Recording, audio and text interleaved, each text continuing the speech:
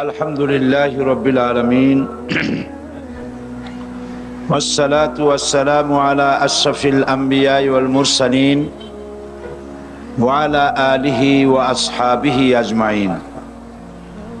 আউযু বিল্লাহি মিনাশ শাইতানির রাজীম। বিসমিল্লাহির রহমানির রহিম। ইন্নাল্লাহা ওয়া মালাইকাতাহু ইউসাল্লুনা আলান নবী ইয়া আইয়ুহাল্লাযীনা আমানু সাল্লু আলাইহি ওয়া সাল্লিমু তাসলিমা। দরুদ শরীফ পড়েন। আল্লাহুম্মা সাল্লি আলা সাইয়্যিদিনা ওয়া নাবিয়িনা শাফিয়ানা মাওলানা মুহাম্মদ সাল্লাল্লাহু আলাইহি ওয়া আলা আলিহি ওয়া সাহবিহি ওয়া বারিক ওয়া সাল্লাম। সম্মানিত সভাপতি, আজকের ইসলামী পাঠাগার খিলগাহ কর্তৃক আয়োজিত 3 দিন ব্যাপী তাফসীরুল কোরআন মাহফিলের সমাপনী দিবসে মা বোনদের জন্য বিশেষভাবে আয়োজিত এই সকালবেলার অনুষ্ঠানে আগত সম্মানিত মা এবং বোনেরা, উপস্থিত সুধীমণ্ডলী, আসসালামু আলাইকুম ওয়া রাহমাতুল্লাহি ওয়া বারাকাতুহু। আমরা আল্লাহ পাকের দরবারে শুকরিয়া আদায় করছি যে মহান আল্লাহ তাবারক ওয়া তাআলা আমাদেরকে আজ পবিত্র জুমার দিনে মহিলা সমাবেশে তার দ্বীনের কথা, আল্লাহ পাকের দ্বীনের কথা, রাসূল করিম সাল্লাল্লাহু আলাইহি ওয়াসাল্লামের আদর্শের কথা জানার জন্য আল্লাহ পাক যে আমাদেরকে এখানে উপস্থিত করলেন, এজন্য আমরা শুকরিয়া আদায় করছি। আমরা সকলে পড়ছি আলহামদুলিল্লাহ।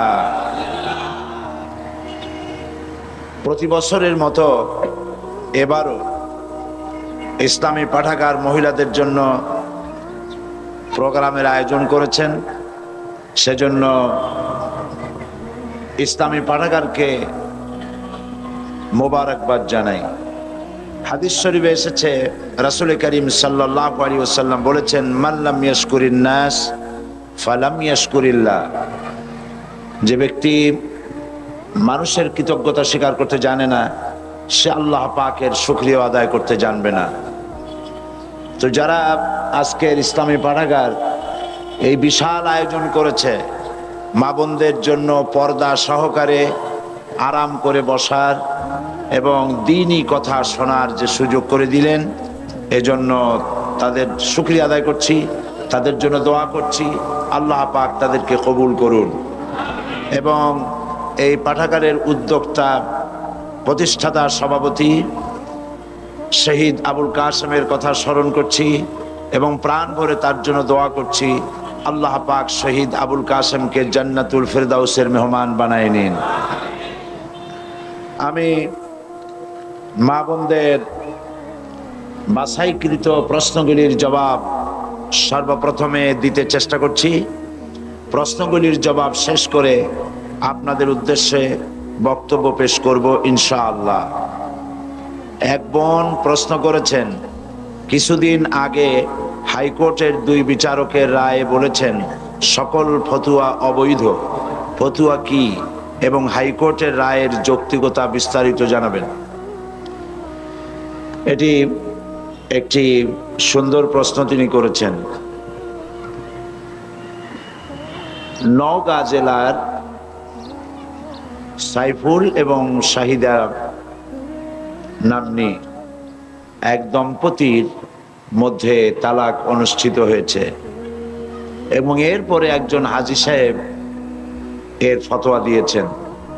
সেই ফতোয়া অনুযায়ী তাদের মধ্যে সংসারে ভাঙন সৃষ্টি হয়েছে না কি হয়েছে, পত্রপত্রিকা আপনারা দেখেছেন। এরপরে হাইকোর্ট থেকে এর রায় ঘোষণা করা হয়েছে। তো ব্যাপারটি হয়েছে এরকম যে কারো পায়ে যদি গ্যাংরিন হয়, তাহলে গ্যাংরিন যুক্ত আঙ্গুলটা কেটে দেওয়া উচিত, এটা আর সংক্রামিত হবে না। কিন্তু পায়ে গ্যাংরিন হয়েছে বলে কোনো ডাক্তার রুগীর গলায় কেটে দিয়ে রুগীর জীবনের মতো যন্ত্রণা মুক্ত করে দেবে রোগের, এরকম কোনো ডাক্তারে কাজ করে না।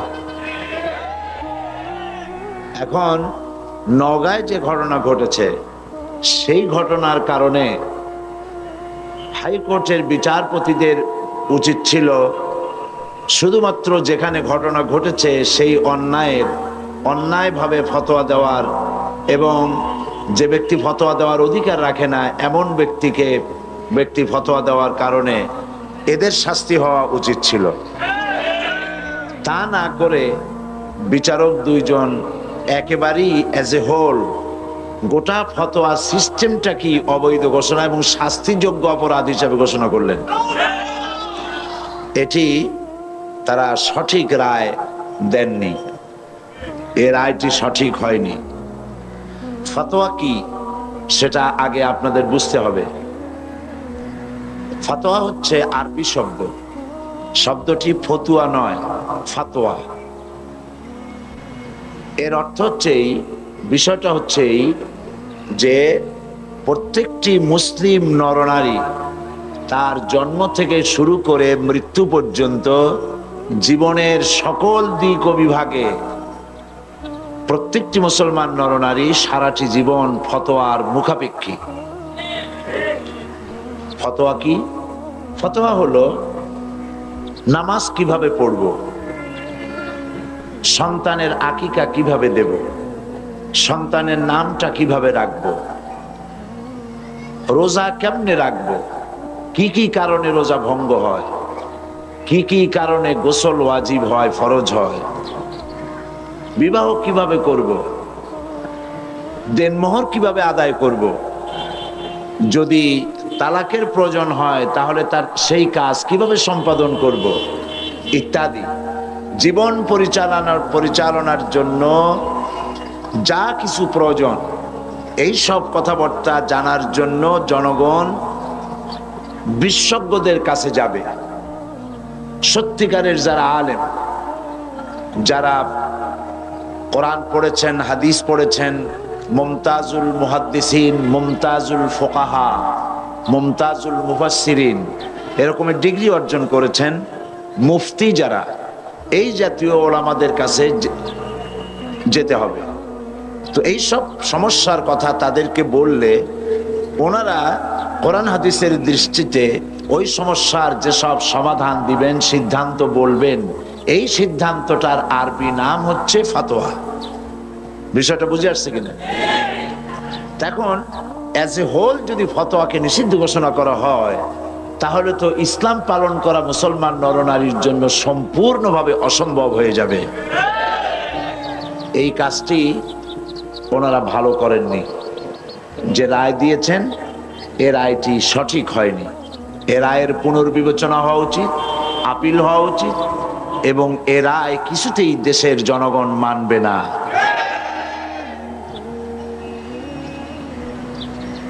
কোরআন শরীফে আল্লাহ পাক বলেছেন, ফাসআল আহলা যিকর ইন কুনতুম লা তা'লামুন, তোমরা যে বিষয় জানো না সে বিষয় যারা জানে তাদের কাছ থেকে জেনে নাও।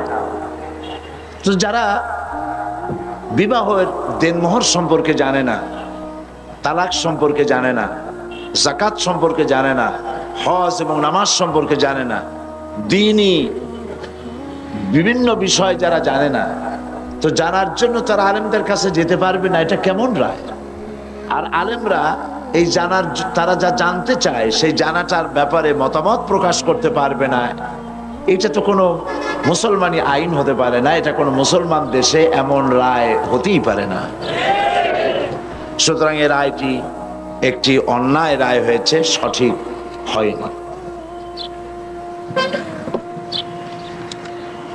আর এক বোন বলেছেন, প্রশ্ন করেছেন, হিল্লা বিবাহ কি? আমাদের দেশে হিল্লা বিবাহের প্রথা চালু আছে, তা কি ইসলাম সমর্থন করে? রাগের মাথায় 3 তালাক দিয়ে দিলে পুনরায় বিবাহ করা যাবে কিনা জানতে চাই। এটাও সুন্দর প্রশ্ন। হিল্লা বিবাহ এটি ইসলামের দৃষ্টিতে আদৌ জায়েজ নাই, একেবারেই হারাম, একেবারেই হারাম। তালাকের বিষয়টা হিল্লার প্রশ্ন আসে তালাকের পরে, তাই না? সেজন্য তালাকের কথাটা আগে বলে নেই। ইসলাম কিন্তু তালাক চায় না। আল্লাহর কাছে সমস্ত বৈধ জিনিসের মধ্যে দুটি বৈধ অত্যন্ত জঘন্য নিকৃষ্ট। একটি হচ্ছে ভিক্ষাবৃত্তি, আরেকটি হচ্ছে তালাক। আল্লাহ পাক আদৌ পছন্দ করেন না। কিন্তু তারপরেও তালাক প্রথাকে ইসলাম তালাকের প্রভিশন রেখেছে। কারণ হতেই পারে এমন যে স্ত্রী শরীয়তের বিধান মানছে না, চরিত্রহীনা হয়ে পড়েছে। তো এই স্ত্রী নিয়ে ঘর গৃহবাস করা স্বামীর জন্য অত্যন্ত দুঃসাধ্য ব্যাপার।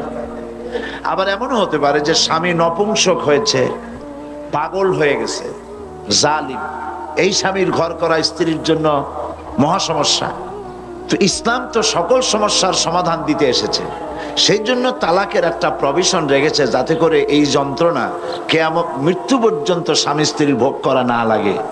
কিন্তু এই তালাকটা কখনোই রাগের মাথায় পানে চুন কম হয়েছে কেন, বেগুন ভর্তায় লবণ বেশি হলো কেন, গোশতের মধ্যে তেল বেশি হলো কেন, ভাত এত নরম হয়েছে কেন, এইসব হাবিজাবি কথাবার্তা দিয়ে কথায় কথায় স্ত্রীকে তালাক দেওয়া যাবে না।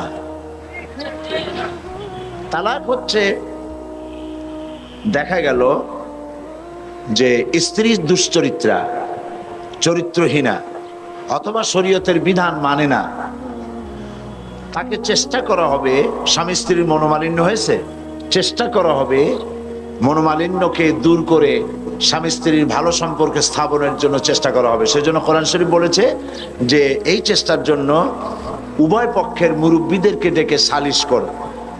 সালিশে যদি না হলো, তাহলে প্রথমত চেষ্টা করো স্বামী স্ত্রী নিজেরা দুইজনে, তাতে যদি না হয় তাহলে সালিশ ডাকো।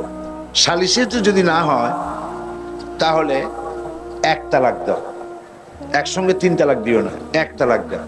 এক তালাক দিয়ে সময় দাও, বিছানাটা আলাদা করে দাও, একসাথে এক বিছানায় থেকো না।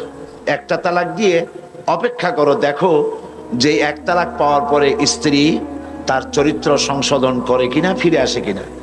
যদি ফিরে আসে তাহলে দ্বিতীয় মাসে তাকে তুমি তোমার কাছে ফিরিয়ে নিতে পারো।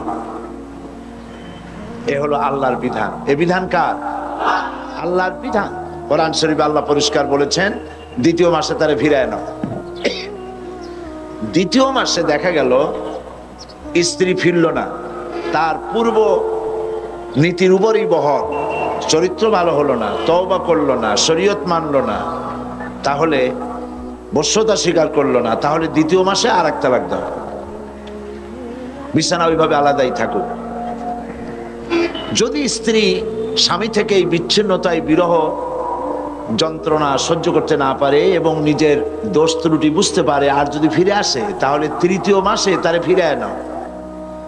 দেখছেন আল্লাহর বিধান, ফিরায় নাও। কিন্তু দেখা গেল তৃতীয় মাসেও ফিরলো না, তখন তাকে গ্রেট ডেঞ্জার সিগন্যাল নাম্বার 10 দিয়ে দাও। 1 2 3, এরপর তো আর কিছু থাকে না। তৃতীয় মাসেও যখন ফিরল না, তখন 3 তালাক বায়না করে তাকে ব্যাক করায় দাও, বাস শেষ হয়ে গেল। এরপর আল্লাহ পাক বলছেন এই স্ত্রী আর কোনোদিন তুমি গ্রহণ করতে পারবা না, তোমার জন্য চিরকালের জন্য এই স্ত্রী হারাম হয়ে গেল। হাত্তা তানকিহা জাওজান গায়রাহু, যতক্ষণ পর্যন্ত অন্য পুরুষ সে গ্রহণ না করছে। এইখানে গ্রামের মাতুব্বার সর্দারেরা, মেম্বার চেয়ারম্যানেরা এই আয়াতের এই একটু সুযোগ পাইল যে আর একটা পুরুষের কাছ থেকে ঘুরে আসলে তবে তো প্রথম স্বামী পাইতে পারে। সেই জন্য তারা হিল্লার ব্যবস্থা করলো। সেই হিল্লাটা কি? সেই হিল্লা হলো একটা পুরুষের সঙ্গে কন্ট্যাক্ট করা হলো, চুক্তি, যে তুমি এই মেয়ে লোকটাকে বিয়ে করবা, কিন্তু সাবধান, তাকে টাচ করতে পারবা না, অথবা 3 দিন রাখবা, তারপরে তাকে তালাক দিয়ে দিবা। এইভাবে পয়সা দিয়া অথবা ম্যানেজড ওয়েতে বিবাহের ব্যবস্থা করে দিল। ইসলামী শরীয়তে এই ধরনের হিল্লা বিবাহ সম্পূর্ণ হারাম, আদৌ জায়েজ নেই। তাহলে কি হবে? হবে এই যে প্রথম স্বামীর তালাক দেওয়ার পর স্ত্রী ইদ্যত পালন করবে, ইদ্যত পালন করার পর সে ইচ্ছে করে কারো সঙ্গে যদি বিবাহ করে, কোনো পুরুষকে যদি স্বামী হিসেবে গ্রহণ করে, আর ওই পুরুষ যদি মারা যায়, তাহলে প্রথম স্বামী তাকে ইদ্যত পালনের পর আবার স্ত্রী হিসেবে নিতে পারবে। দুই, এ হলো 1 নম্বর সূরত। দ্বিতীয় নম্বর সূরত হচ্ছে এই যে দ্বিতীয় স্বামী বিবাহ করার পর ঘটনাচক্রে যদি দ্বিতীয় স্বামী তাকে তালাক দেয়, কোনো পরিকল্পিত উপায় নয়, চুক্তির ভিত্তিতে নয়, কোনো ঘটনাচক্রে যদি তালাক দেয়, তাহলে প্রথম স্বামী নিতে পারবে। এছাড়া প্রথম স্বামীর কাছে ফেরার বা গ্রহণ করার কোনো সুযোগ নাই। মৃত্যু পর্যন্ত এই স্বামীর জন্য ওই স্ত্রী হারাম হয়ে গেছে। এই হচ্ছে ইসলামের বিধান। গ্রামের মাতব্বর কি বলল, চেয়ারম্যান কি বলল, এইটা ফতোয়া নয়, এইটা ফতোয়ার বিষয় নয়। আজ পত্র পত্রিকাগুলি আর এনজিওরা খালি বলতেছে ফতোয়াবাজ ফতোয়াবাজ ফতোয়াবাজ। এই কথাটা একটা বিদ্বেষমূলক কথা। যেমন হামলাবাজ, মামলাবাজ, দুর্নীতিবাজ, এইগুলি যেমন শব্দ, ফতোয়ার সামনে তেমন কোনো বাজ শব্দ বসানো যায় না। যারা ফতোয়াবাজ বলে ওরা নিশ্চয়ই মতলববাজ। এটা মতলব করে, দুর্বিসন্ধি করে ফতোয়ার মতো এত বড় গুরুত্বপূর্ণ বিষয়কে নিন্দনীয় করার জন্য এই ব্যবস্থা তারা গ্রহণ করেছে। সুতরাং এই বোনের এই প্রশ্নের জবাবে আমি বলছি, হিল্লা বিবাহ ইসলামী বিধান অনুযায়ী কোরআন হাদিসের দৃষ্টিতে সম্পূর্ণ সুস্পষ্টভাবে হারাম, জায়েজ নাই।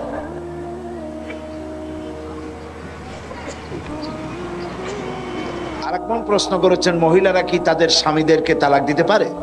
হ্যাঁ পারে, সমান অধিকার, তো সমান অধিকার। তবে তালাক কিন্তু কথায় কথায় ইচ্ছে মাফিক দেওয়া যাবে না। স্ত্রী তার স্বামীকে তালাক দিতে পারবে কয়েকটি ক্ষেত্রে। এক, যদি প্রমাণিত হয় যে তার স্বামী নপুংসক, এটা অভিযোগ করলে হবে না, এটা ডাক্তার কর্তৃক প্রমাণিত হতে হবে যে স্বামী নপুংসক, তাহলে এই স্বামীকে বাদ দিয়ে স্ত্রী ইচ্ছে মতো কোনো পুরুষকে গ্রহণ করতে পারে। দুই, যদি স্বামী পাগল হয়ে যায়, উন্মাদ হয়ে যায়, তার সারার আর কোনো লক্ষণ নাই, তাহলে এই স্বামী পরিত্যাগ করে স্ত্রী স্বামীকে তালাক দিয়ে নতুন কোনো পুরুষকে স্বামী হিসেবে গ্রহণ করতে পারে। তিন, স্বামী যদি জালিম হয়, তার জুলমে, তার অত্যাচারে স্ত্রী অতিষ্ঠ, তার প্রাণ রক্ষা করা মুসিবত, মুশকিল, এসব কথাগুলি কোর্ট কর্তৃক প্রমাণিত করে স্ত্রী তার স্বামীকে পরিত্যাগ করতে পারে। সুতরাং স্ত্রীকে তালাক দেওয়া স্বামীর একতরফা অধিকার নয়, স্ত্রীকে অধিকার দেওয়া হয়েছে, স্বামীকে ক্ষেত্র বিশেষে তালাক দেওয়ার অধিকার সেও রাখে। এই বোন আরো একটি প্রশ্ন করেছেন, কিভাবে কি কথায় রাগের অবস্থায় যদি তালাক দেওয়া হয় তা কার্যকর হবে কিনা? হ্যাঁ, তালাকটা আইয়ুব খানের পারিবারিক ল যেটা করেছেন, কি জানি নাম ওইটার, মুসলিম পারিবারিক আইন। মুসলিম পারিবারিক আইনকে এই যে ইদানিং দুইজন বিচারপতি কোর্টে যে রায় দিয়েছেন, তার মধ্যে ওনারা এই কথাও বলেছেন যে মুসলিম পারিবারিক আইন, এই আইনটাকে মসজিদের খতিবরা, মাদ্রাসার শিক্ষকরা তারা মুসল্লিদেরকে এবং ছাত্রদেরকে বুঝিয়ে দিবেন। মসজিদের খতিব, মাদ্রাসার শিক্ষক, হাইকোর্টের এই দুজন বিচারপতির এই হুকুম মানতে বাধ্য নয়। কারণ পাকিস্তানের সব খারাপ, ঠিক কিনা? পাকিস্তানের সবই তো খারাপ, তাহলে আইয়ুব খানের তৈরি করা মুসলিম পারিবারিক আইন এত ভালো লাগলো কেন? এইটা ভালো লাগার কারণ হচ্ছে যেহেতু মুসলিম পারিবারিক আইন আইয়ুব খান যেটা তৈরি করেছিলেন সেটা ইসলাম বিরোধী, সেই জন্য ভালো লাগছে। এবং এইটার বিরোধিতা করেছিল তৎকালীন সমস্ত আলেম ওলামা, পীর বুজুর্গ এক হয়ে এটার বিরোধিতা করেছেন। এবং আইয়ুব খানের পতনের যত কারণ ছিল তার মধ্যে এটাই ছিল একটা অন্যতম বড় কারণ, মুসলিম পারিবারিক আইন। এই আইনের মধ্যে বলা হয়েছে একসঙ্গে 3 তালাক দিলে এক তালাক হবে বলা হয়েছে। এটা সম্পূর্ণ অন্যায়, অবৈধ। দুনিয়ার কোনো আলেমে কথা বলবে না। যারা সত্যিকারে আলেম, সরকারের পা চাটা গোলাম বা দালাল নয়, সে ধরনের সমস্ত আলেম ওলামা মুফতি সকলে একথা বলবেন, একসঙ্গে 3 তালাক দিলে 3 তালাক হয়েই যাবে, তবে তালাকটা হবে তার জন্য কবিরা গুনাহ। যে তালাক দিল তার জন্য কবিরা গুনাহ হবে, মাকরুহ তাহরিমি হবে। এইভাবে 3 তালাক একসঙ্গে দেওয়া জায়েজ নাই, কিন্তু তালাক দিলে পরে তালাক হয়ে যাবে। 3 তালাক দিলে 3 তালাকই হয়ে যাবে। তার রাগ বসতি দিক আর হাসি খুশিতে দিক, যে কোনো অবস্থায় দিক, যদি সে পাগল না হয়, উন্মাদ না হয়, তাহলে একসঙ্গে 3 তালাক দিলে 3 তালাক হয়েই যাবে।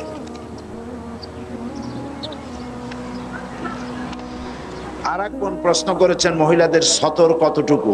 ইহা কি সব সময় মেনে চলতে হয় বা ঢেকে থাকতে হয়? কি এটা? মহিলাদের সতর, পুরুষের সতর হচ্ছে নাভি থেকে শুরু করে হাঁটু পর্যন্ত, এইটা ঢেকে রাখা ফরজ। কথা বুঝতে পেরেছেন? আমাদের দেশে ইসলামের শাসন না থাকার কারণে আমাদের দেশের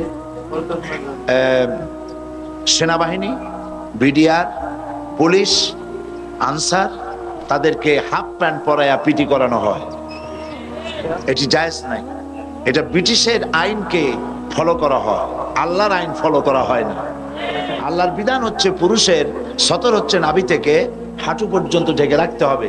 হাঁটুর উপরে প্যান্ট পরে বালেগ পুরুষের জন্য এটা জায়েজ নাই, সম্পূর্ণ হারাম। আর নারীর সতর হচ্ছে পায়ের পাতা থেকে শুরু করে মাথার চুলের গোড়া পর্যন্ত, মাথার চুল পর্যন্ত সবটা সতর। পুরুষের নাভি থেকে হাঁটু আর নারীর সবটা সতর। নারীর মাথার চুল পরপুরুষকে দেখাবার বিষয় নয়। কোরআন শরীফে আল্লাহ পাক বলেছেন, নারী, বয়সপ্রাপ্তা নারী এমন একটা চাদর পরবে, যে চাদরটা পরলে পরে তার মাথা, তার গলা, তার বুকটা সম্পূর্ণভাবে ঢেকে যায়। এ ধরনের একটি চাদর পরা আল্লাহ পাক ফরজ করে দিয়েছেন। সুতরাং মাথার চুল ঢেকে রাখতে হবে, গলাটা ঢাকতে হবে, বুকটা ঢাকতে হবে। শুধুমাত্র খোলা থাকবে তার হাতের কবজি পর্যন্ত, আঙ্গুলের মাথা থেকে শুরু করে কবজি পর্যন্ত, কবজি থেকে নিয়ে আঙ্গুলের মাথা পর্যন্ত 2 হাতে। আর পায়ের গিরা থেকে নিয়ে পায়ের পাতা এটুকুন খোলা থাকতে পারে। বাকি সবটাই হচ্ছে পরপুরুষের কাছে প্রদর্শন করা সম্পূর্ণ নাজায়েজ, এগুলি প্রকাশ করা যাবে না। দ্বিতীয় প্রশ্ন করেছেন তিনি, মুখমণ্ডল ঢাকা কি পর্দার অন্তর্ভুক্ত? দেবর, ভাসুর এবং চাচাতো, মামাতো, খালাতো ভাইদের সাথে পর্দা করার ধরন কিরূপ হবে, দয়া করে বলুন। মুখমণ্ডল ঢাকার ব্যাপারে আপনাদের সকলের জানা দরকার। মুখমণ্ডল অনেকে ঢাকেন না পরপুরুষের সামনে, আমি এর যুক্তি খুঁজে পাই না। যারা যে সমস্ত মহিলারা মুখ ঢাকতে চান না বা মুখমণ্ডল ঢাকেন না, তাদের দলিল কি? কোরআন শরীফে, হাদিস শরীফের, কোরআনের একটি আয়াত বা একটি শব্দ, হাদিসের একটি বাক্য এমন কি পাওয়া যাবে যার দ্বারা প্রমাণিত হয় যে মেয়ে লোকরা তারা তাদের মুখ খোলা রাখতে পারবে পরপুরুষের সামনে? আমি তো পাইনি। আমি যদ্দূর পড়াশোনা করেছি, আমি একজন ছোট মানুষ, ছোট ব্যক্তি, আমার পক্ষে যদ্দূর সম্ভব লেখাপড়া করা, আমার কাছে যথেষ্ট কিতাবপত্র কালেকশন আছে আলহামদুলিল্লাহ। তো আমি যদ্দূর পড়াশোনা করেছি, আমি এরকম একটি হাদিস, এরকম কোরআনের একটি আয়াত কোথাও পাই নাই যার দ্বারা নারী তার চেহারাকে পরপুরুষের সামনে খুলে রাখতে পারে, এমন কোন আয়াত বা হাদিস আমার সামনে পড়ে নাই। যদি কেউ পেয়ে থাকেন তাহলে আমাকে জানালে আমি খুশি হব, আমি শিখতে পারবো। আমি পাইনি। মুখমণ্ডল খোলা রাখবেন কেন? আমার প্রশ্ন, মানুষের শরীরের কোন অংশ, পুরুষ হোক আর নারী হোক, তার শরীরের কোন অংশ সব থেকে বেশি আকর্ষণীয়? বলেন বলেন। মুখ, তার চেহারা। একটা পুরুষ আর একটা নারী দেখে পাগল হয়ে যায়, তারপরে কত দুর্ঘটনা ঘটে, আত্মহত্যা পর্যন্ত হয়ে যায় সেই মেয়েটিকে না পাওয়ার কারণে, এবং সেই ছেলেটিকে না পাওয়ার কারণে কত মেয়ে আত্মহত্যা করে। যেটা মেয়েটার শরীরের কোন অংশ দেখে ছেলেটা পাগল হয়েছে? মেয়ের ঠ্যাং দেখে, তার হাত দেখে, তার মুখমণ্ডল, তার চেহারা দেখে, তার অ্যাপিয়ারেন্স, তার চেহারা দেখে। একজন আরেকজনের মুখমণ্ডল চেহারা দেখেই, চেহারাই হচ্ছে গোটা বডির মধ্যে সৌন্দর্যের কেন্দ্র, সৌন্দর্যের সেন্টার তার চেহারা। আল্লাহই বানিয়েছেন। তো আপনার শরীরের যে অংশটা সব থেকে বেশি আকর্ষণীয়, সেই চেহারাটাই যদি খোলা রাখলেন, তাহলে গোটা শরীরটা ঢেকে রেখে তাতে ফায়দা কতটুকুন হলো? এই জন্য চেহারাটাকে ঢেকে রাখতে হবে, এটাই নিয়ম। কত সুন্দর বোরখা বেরিয়েছে আজকাল। বোরখা এখন একটা ফ্যাশন, ঠিক না? তবে আবার এরকম বোরখা পরা উচিত না যেই শরীরের আকর্ষণ ঢাকার জন্য আপনি বোরখা পরলেন, সেই বোরখার আকর্ষণে আবার লোকেরা আপনার দিকে সবসময় তাকায় না থাকে। কথা ঠিক না? এ ধরনের অনেক বোরখা তৈরি হয়েছে যে দারুণ ফ্যাশন ট্যাশন দিয়ে তৈরি হয়েছে। সৌদি আরবে এই ফ্যাশনওয়ালা বোরখা, এবার আমি হজের মৌসুমে মক্কা শরীফে ছিলাম, শুনে এলাম দোকানদারেরা আমাকে বললেন যে ফ্যাশনওয়ালা বোরখা গভর্নমেন্ট বন্ধ করে দেওয়ার জন্য সিদ্ধান্ত নিয়েছে, যে এত ফ্যাশন বোরখাই করতে পারবে না। তো চেহারাটা ঢেকে রাখতে হবে, আর হিজাব এবং নেকাব পড়তে হবে। নাকের উপর দিয়ে সুন্দর করে রুমাল দিয়ে বাঁধবে, আর ভুরুর উপর দিয়ে চোখ দুটো খোলা থাকবে, ব্যাস আপনার বোরখা পরা হয়ে গেল, হিজাব পরা হলো। এর দ্বারা আপনি নিরাপত্তা লাভ করতে পারবেন। আর চেহারা যদি খোলাই থাকলো, আপনার প্রতি যুবকদের আকর্ষণ বাড়লো, পুরুষদের আকর্ষণ বাড়লো, পথে ঘাটে আপনি বিপদগ্রস্ত হবেন। অবৈধ কারা মাইক বাজায়, কারাই মাইক বাজায়, এত অনুরোধ দিয়ে কাম কি? তো চেহারা দেখে পাগল হলো, তারপরে প্রেম নিবেদন করলো, প্রেমে সে স্বীকৃতি দিল না মেয়েটা, তারপরে অ্যাসিড নিক্ষিপ্ত হওয়ার দুর্ভাগ্য তাকে বরণ করতে হলো। এ সবকিছুই হলো বেপরদার কারণে, ঠিক কিনা বলো? বেপরদার কারণে। আজ পর্যন্ত নারীদের মুখমণ্ডলে যত অ্যাসিড নিক্ষিপ্ত হয়েছে, যত নারী, সমস্ত নারীরাই বেপর্দা নারী। আপনি বলতে পারবেন না যে কোনো বোরখা পরা নারীরা, পর্দানসীনা কোনো মহিলা অ্যাসিড আক্রান্ত হয়েছে, এর কোনো নজির নাই। কারণ হলো বোরখা পরে এ মহিলা আল্লাহর হুকুম পালন করেছে, তাই আল্লাহ পাক তাকে নিরাপত্তা প্রদান করেছেন। এই জন্য মুখমণ্ডল ঢেকে রাখতে হবে।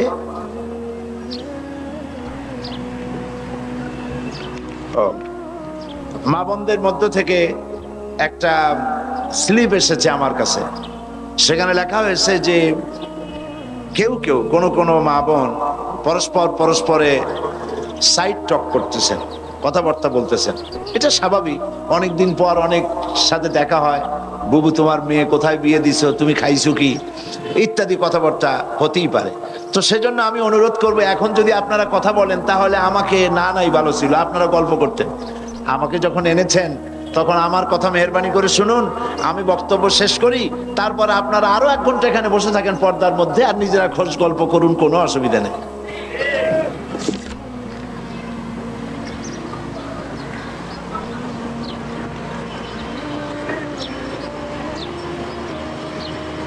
আরেকটি প্রশ্ন করেছেন তিনি, আমার শ্বশুর বাড়ির লোকজনের ইসলামী পর্দা প্রথা সম্পর্কে ধারণা না থাকায় আধুনিক জাহিলি চালচলনে অভ্যস্ত। এমত অবস্থায় আমিও সেখানে ঠিকমতো পর্দা করতে পারি না, আমার কি করা উচিত? আপনি আপনার শ্বশুর বাড়ির লোকজনদেরকে পর্দা সম্পর্কে তাদেরকে বুঝান, কোরআন হাদিস দিয়ে বুঝান, এবং আপনি নিজে পর্দা করে চলুন, তাদেরকে বুঝাতে চেষ্টা করুন। এইভাবে আস্তে আস্তে করে বুঝাইয়া তাদেরকে পর্দার ভিতরে আনার জন্য চেষ্টা করুন। আরেকজন প্রশ্ন করেছেন, আপনি একজন আলেম, আপনি কেন ওয়াজ মাহফিলে ওয়াজ নসিহতের ভেতরে রাজনীতির কথা বলেন? ভালো কথাই বলছেন। তো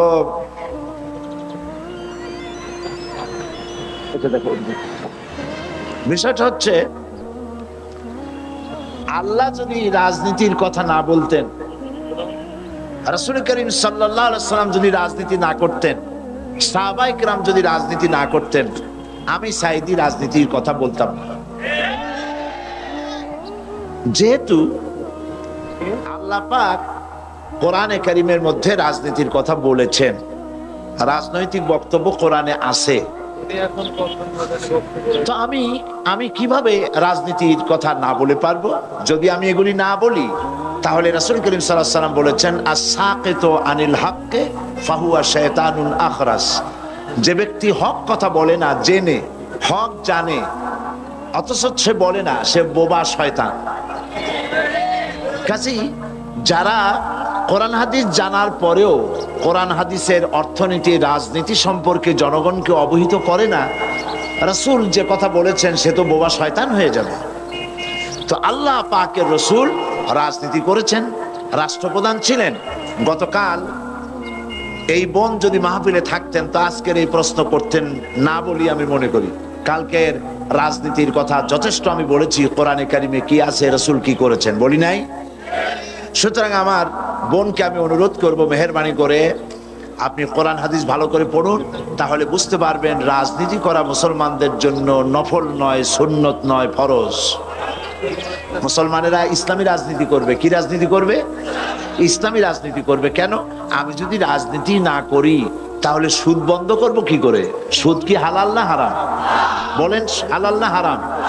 তা আমি কি খতমে খাজেগান পড়ে, বুখারী শরীফ খতম করে, কোরআন শরীফ খতম করে ফু দিয়া সুদযুক্ত সুদওয়ালা ব্যাংকগুলিকে আমি কি সুদ বন্ধ করতে পারবো?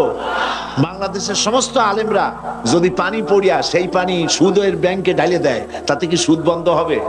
তাবলিগি জামাতের লোকেরা টঙ্গি বসে লক্ষ লক্ষ মানুষ সুদের বিরুদ্ধে কানতে কানতে সব যদি বেহুশ হয়ে যায়, তাতে কি সুদ বন্ধ হবে? সুদ বন্ধ হবে কিসে? পার্লামেন্টে আইন পাস করতে হবে। পার্লামেন্টে কি করতে হবে? সুদ বিরোধী আইন পাস করতে হবে সুদ বন্ধ করার জন্য। আর পার্লামেন্টে আপনি যাইতে পারবেন না কিয়ামত পর্যন্ত পীর মুরিদি করিয়া। পার্লামেন্টে যাইতে পারবেন কখন? রাজনীতি করিয়া। কি করে যেতে পারবেন? তাহলে রাজনীতি না করলে আপনি সুদ বন্ধ করবেন কি করে? এটা দাও একটা পেপার ওইটা।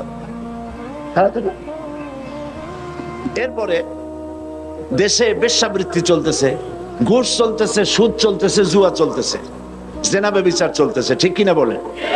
এগুলো আপনি কি দিয়ে বন্ধ করবেন? এই দেশে তো হাজার হাজার বছর ধরে ওয়াজ হচ্ছে, শত শত বছর ওয়াজ হইতেছে, পীর মুরিদি হইতেছে, বলেন কথা ঠিক কিনা? তো এত ওয়াজ, এত পীর মুরিদি, এত তাবলীগ, এত জিকির, এত কিছু, সুদ বন্ধ হয়েছে? বেশ্যাবৃত্তি বন্ধ হয়েছে? জেনা বন্ধ হয়েছে? চুরি ডাকাতি বন্ধ হয়েছে? সেগুলি আপনি বন্ধ কি দিয়ে করবেন? বন্ধ করবেন সেইভাবে রাসূল করেছেন, যেভাবে রাসূলুল্লাহ মদিনায় গিয়েছেন, রাষ্ট্র প্রতিষ্ঠা করেছেন, কোরআনের আইন চালু করেছেন, রাজনৈতিক বিধান চালু করেছেন, সমাজনীতি দিয়েছেন, অর্থনীতি দিয়েছেন, ইসলাম পূর্ণাঙ্গ রূপে প্রতিষ্ঠিত হয়েছে। চুরি ডাকাতি, জেনা ব্যভিচার অটোমেটিক্যালি সব বন্ধ হয়ে গেছে। কাজী আল্লাহ রাসূল যে কারণে রাজনীতি করেছেন, আমিও একই কারণে রাজনীতি করি।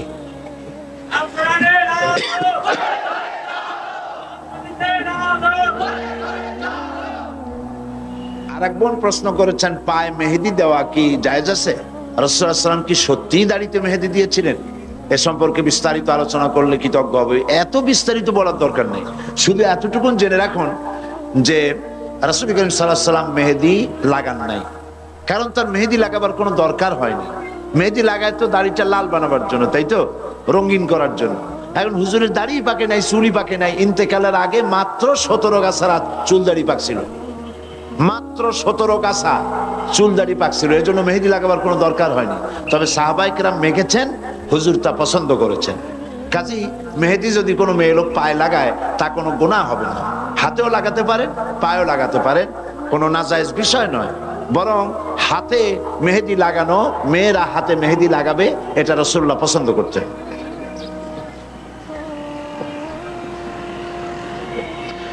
আরেক বোন বলেছেন, আমি আমার স্বামীর সাথে না বুঝে খারাপ ব্যবহার করেছি, এর কি সমাধান হতে পারে?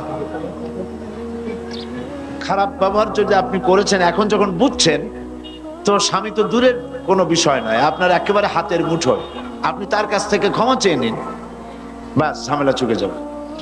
রমজান মাসে মহিলাদের যে রোজা ভাঙা লাগে, সেই রোজা ভেঙে ভেঙে থাকলে কি হবে? হ্যাঁ হবে। আপনি এক সময় রাখতে পারেন, আবার ভেঙে ভেঙেও রাখতে পারেন, অসুবিধা নেই। তবে এক সময় রাখাই ভালো, এক সময় চলে গেল, তা না হলে পরে ভেঙে ভেঙে রাখতে গেলে আবার আপনারই অসুবিধা হবে, অসুবিধা নানান রকম হয়ে যায়, শয়তানের ওয়াসওয়াসা হয়, আগামী মাসে রাখো, পরের মাসে রাখো, এইসব ঝামেলা হয়। একসাথে রাখলেই বরং ভালো।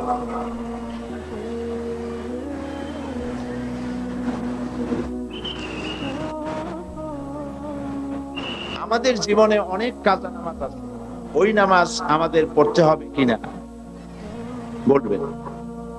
নামাজ যা কাজা করেছেন তা সব আদায় করতে হবে, আদায় করা উচিত, করতে হবে। এবং এর নিয়ম হচ্ছে প্রত্যেক ফরজ নামাজের আগে সেই ফরজ কাজা নামাজটা আদায় করে নেবেন।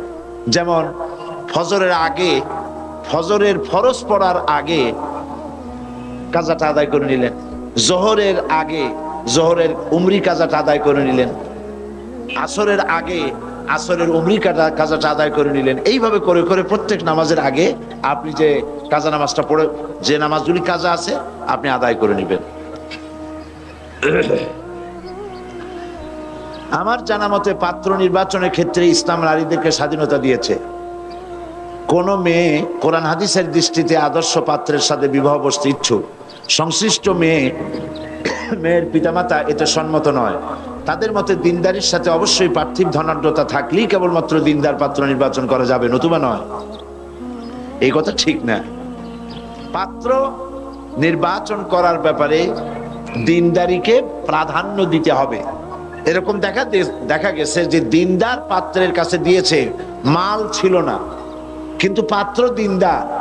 বিবাহের পরে দেখা গেছে যে পাত্র মালদার হয়ে গেছে। এটা আল্লাহর ইচ্ছা, কে মালদার হবে কে গরিব হবে এটা আল্লাহ পাক ভালো জানেন। সুতরাং কারো মেয়ে যদি দিনদার পাত্র পছন্দ করে তাহলে সেই দিনদার পাত্রের সাথেই তার বিবাহ দেওয়া উচিত, গরিব বলে অ্যাভয়েড করা ঠিক না। বুঝে শুনে চিন্তা ভাবনা করি কাজ করা উচিত। ছবি তোলা জায়েজ নেই, তবে প্রয়োজন বোধে ছবি তোলা যাবে। আমার কাছে একজন প্রশ্ন তুলেছে, ছবি তোলা যদি জায়েজই না হয় তবে সাইদি সাহেব কিভাবে ছবি তুলতে দিচ্ছেন? সাংবাদিকেরা যা সংবাদপত্রে আসছে এবং ক্যাসেটের কভারে দেখা যাচ্ছে, দয়া করে বিষয়টি শরীয়তের আলোকে জানতে চাই। ছবি তোলার ব্যাপারে ইসলামের বিধান হচ্ছে অহেতুক ছবি তোলা যাবে না। আজ-যারুরাতু তাবিহুল মাহজুরাত।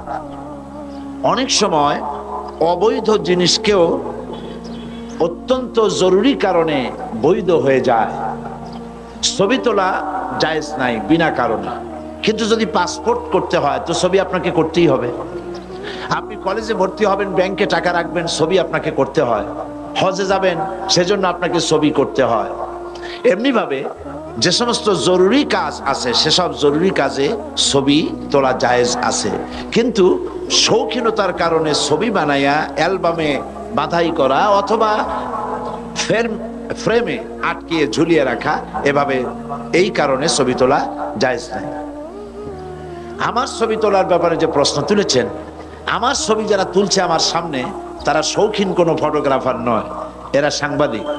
আর যেই ছবি তোলার পেছনে কোনো নিউজ ভ্যালু থাকে সে ধরনের ছবি তুলতে ইসলামের কোনো আপত্তি নাই, সে ধরনের ছবি তোলা যেতে পারে। যারা এই মাহফিলে আসে নাই, বাংলাদেশের বিভিন্ন জায়গায় রয়েছে, তারা পত্রিকার মাধ্যমে তারা জানতে পারে যে এত সন্ত্রাস, এত অসুবিধা, এত জুলম, এত নির্যাতনের পরেও হাজারো লাখ মানুষ পল্টনে একত্রিত হয়েছে কোরআন শোনার জন্য। এটি পত্রিকার মাধ্যমে লোকেরা জানতে পারে। ফলে ছবি, সাংবাদিকেরা যে ছবি নেয়, যে সমস্ত ছবির নিউজ ভ্যালু হয়, এই ধরনের ছবি তোলা নাজায়েজ নয়। মেয়েদের স্বামী মারা গেলে রঙিন শাড়ি ও গহনা পরতে দেওয়া হয় না, এটা কি কোরআনের বিধান? না, কোরআনের বিধান নয়। শোক যতদিন থাকে, 40 দিন পর্যন্ত শোক পালন করতে হয়। সেই শোক পালনের সময় স্বর্ণ, তারপরে এই কি বলে রঙিন কাপড় চোপড়, রূপচর্চা ইত্যাদি কার জন্য? যার জন্য ছিল তিনি তো বিদায় হয়ে গেছেন। কিন্তু এই শোক পালনের পর নারীর জন্য গহনা পরা এবং রঙিন শাড়ি পরা নিশ্চয়ই নাজায়েজ নয়। এটা কোরআন এবং হাদিসের কোনো বিধান নয়। এনজিওদের মহাসমাবেশের বিরুদ্ধে আপনাদের ভূমিকা কি ছিল? এনজিওরা মহাসমাবেশ করবে, সেখানে আমাদের তাদের বিরুদ্ধে ভূমিকার দরকারটা কি? তবে তারা যে মহাসমাবেশ করেছে, এই মহাসমাবেশটি সম্পর্কে আপনাদের জানা দরকার। এটি সরকার, আমাদের কাছে খবর এসেছে, পত্রপত্রিকার মাধ্যমে আমরা জানতে পেরেছি যে সরকার নিজেদেরকে, নিজের ক্ষমতাকে টিকে রাখার জন্য এনজিওদেরকে ব্যবহার করছে, আর এনজিওরা সরকারকে টিকায় রাখার জন্য মদত যোগাচ্ছে। তারা মানুষকে সারা দেশ থেকে এনেছে। পত্রিকায় দেখেছি 10 কোটি টাকা নাকি বরাদ্দ ছিল এই আয়োজনের জন্য। আমি জানি না কত কোটি টাকা ছিল। এই যে প্যারেড গ্রাউন্ডে যেটা হলো, এই যে লোকগুলি আনা হলো, এই লোকগুলি ইচ্ছায় স্বেচ্ছায় কেউ আসে নাই। তাদেরকে বাস ভাড়া দিয়া, পয়সা দিয়া, খাওয়ার দিয়া আনা হয়েছে, এবং তারা আসতে বাধ্য হয়েছে কারণ তারা এনজিওদের কাছে ঋণী। এনজিওরা ওদেরকে টাকা দিয়েছে, মানি ইনভেস্ট করেছে। এখন টাকা দিয়েছি, যদি না যাও তাহলে এই টাকাগুলি পাইবে না, পরবর্তী সময় আর তোমাদেরকে কিস্তি দেওয়া হবে না, এরকমের ভয় দেখিয়ে, ভীতি দেখিয়ে লোকদের আনা হয়েছে। পত্রিকায় দেখেছি এমন অনেক মেয়ে লোক, পুরুষ লোক আসছে যারা জানি না কি কারণে তাদেরকে এখানে আনা হয়েছে।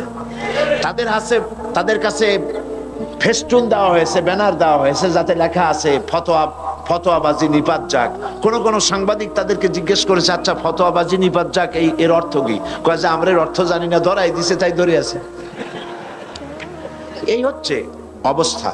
তো তারা বাইরের থেকে লোকদেরকে আমদানি করে এখানে এনে এনজিওরা এই কাজগুলি করেছে। এনজিওদের কাজ, গতকাল আমি বলেছি, এনজিওদের কাজ সেবা করা, রাজনীতি করা নয়, ব্যবসা করা নয়। কিন্তু তারা সংবিধান বহির্ভূত ভাবে তারা এখন ব্যবসা করতেছে, তারা এখন রাজনীতি করতেছে, রাজনীতি কন্ট্রোল করতেছে পর্যন্ত এদূর তারা এগিয়ে গেছে।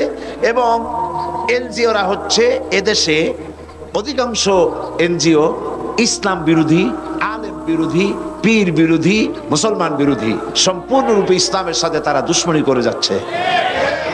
তাদের এভাবে কোনো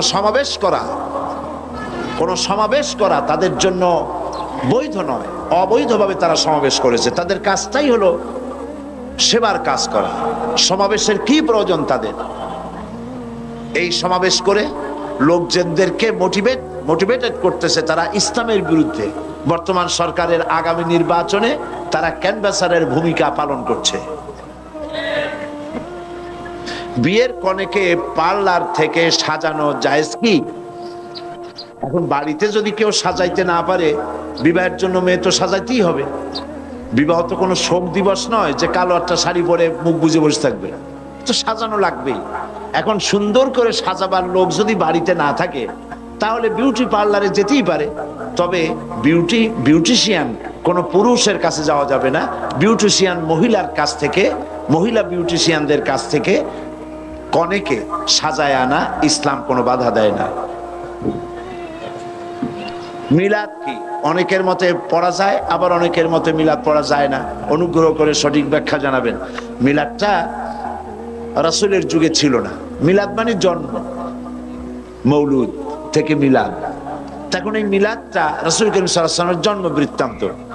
এই জন্ম বৃত্তান্তের যে সিস্টেম আমাদের দেশে, উপমহাদেশে চালু হয়েছে, কতগুলো লোক এক জায়গায় বসে তারপরে সব দাঁড়াইয়া এনাবি সালাম আলাইকা কোরআন সুরে সমস্বরে একযোগে পড়লো।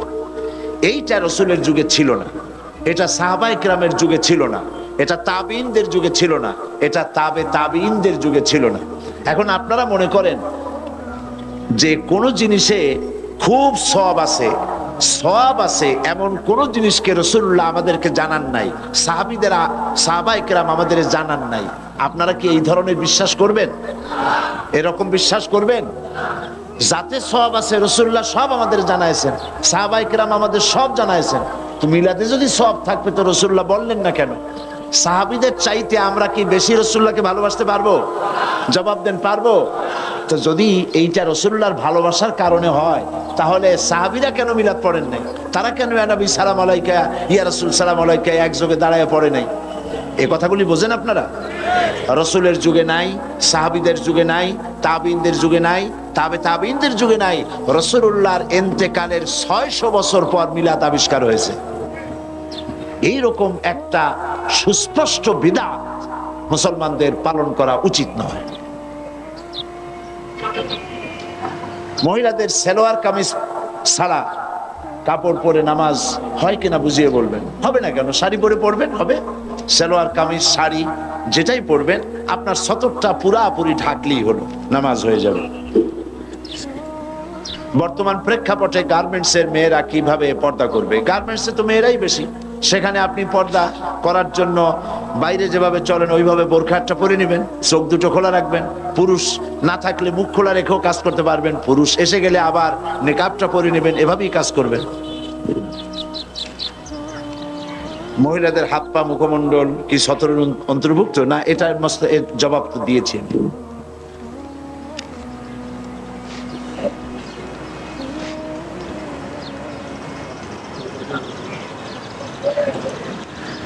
এক বোন বলেছেন, এখানে শত শত বোরখা পরা মহিলারা এসেছেন, এদের সবার প্রতি আমার সম্মান, কিন্তু আমরা দেখেছি ঘরের পর্দা অনেকেই করেন না। চাচাতো ভাই, খালাতো ভাই, দুলাভাই, ননদ, স্বামী, স্বামীর পাশের বাড়ির ভাই, এর সাথে অবাধে মেলামেশা, হাসি তামসা করে।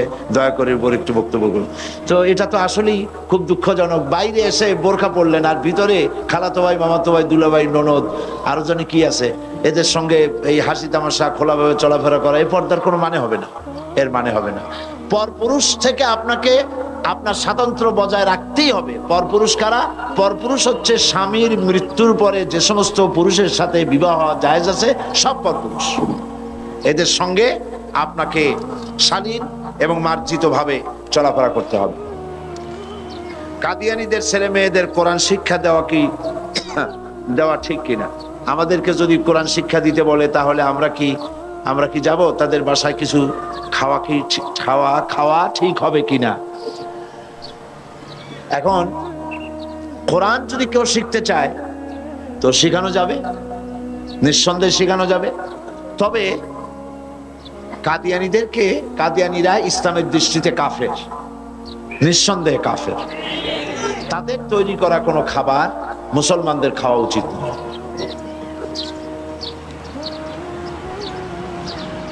আর একজন প্রশ্ন করেছেন, আপনি কি পীর আউলিয়াদের বিরোধী? এই প্রশ্ন কেন করলেন? আমি কি পীর আউলিয়া বিরোধী কোনো মুভমেন্ট করেছি নাকি? পীর আউলিয়া বিরোধী আমি নই, বরং পীর আউলিয়াদের খেদমত আমি স্বীকৃতি দেই। তবে হ্যাঁ, আমি এক শ্রেণীর পীর বিরোধী। তারা কারা? তারা হচ্ছে যারা বেদাত এবং শিরকের মধ্যে লিপ্ত, যারা মানুষের ধর্মীয় অনুভূতিকে কাজে লাগায়া পয়সা উপার্জন করে, যারা হক কথা বলতে ভয় পায়, হক কথা বলে না, আমি তাদের বিরোধিতা করি। যারা বেদাত এবং শিরকের ছড়াছড়ি করে, ওরস, মহাপবিত্র ওরস শরীফ ইত্যাদি হাবিজাবি করে মানুষের পয়সা লোটে, আমি তাদের বিরোধিতা করি। কোন হক্কানি পীর, প্রতিষ্ঠিত আলেমে দ্বীন, যারা সত্যিকারের দ্বীনের খেদমত করেন, জীবনের ঝুঁকি নিয়ে কথা বলেন, পয়সা উপার্জনই পীর মুরিদির লক্ষ্য নয়, আমি সেসব পীরদেরকে শ্রদ্ধা করি, মহব্বত করি। ইসলামী আন্দোলন নারীদের জন্য কতটুকু প্রযোজ্য এবং তা কিভাবে করা যাবে, এ কথা আমি আমার আলোচনার মধ্যে বলবো ইনশাআল্লাহ। প্রত্যেকটি মানুষের তো হিসাব নেওয়া হবে, কিন্তু যাদের জ্ঞান হবার আগেই মারা যাবে তাদের কি হবে? এটা বোঝা খুবই সহজ ব্যাপার। যার জ্ঞানই হয়নি, সত্য অবস্থা মারা গেছে, তার আবার বিচার কি? ও তো বিনা বিচারে আল্লাহ তার ব্যাপারে ফয়সালা গ্রহণ করবেন।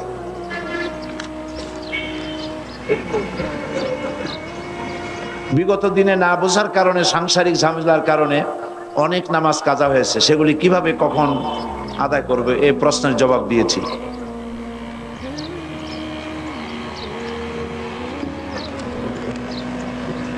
দেশ পরিচালনা করতে যায়, এটা একটা সুন্দর প্রশ্ন।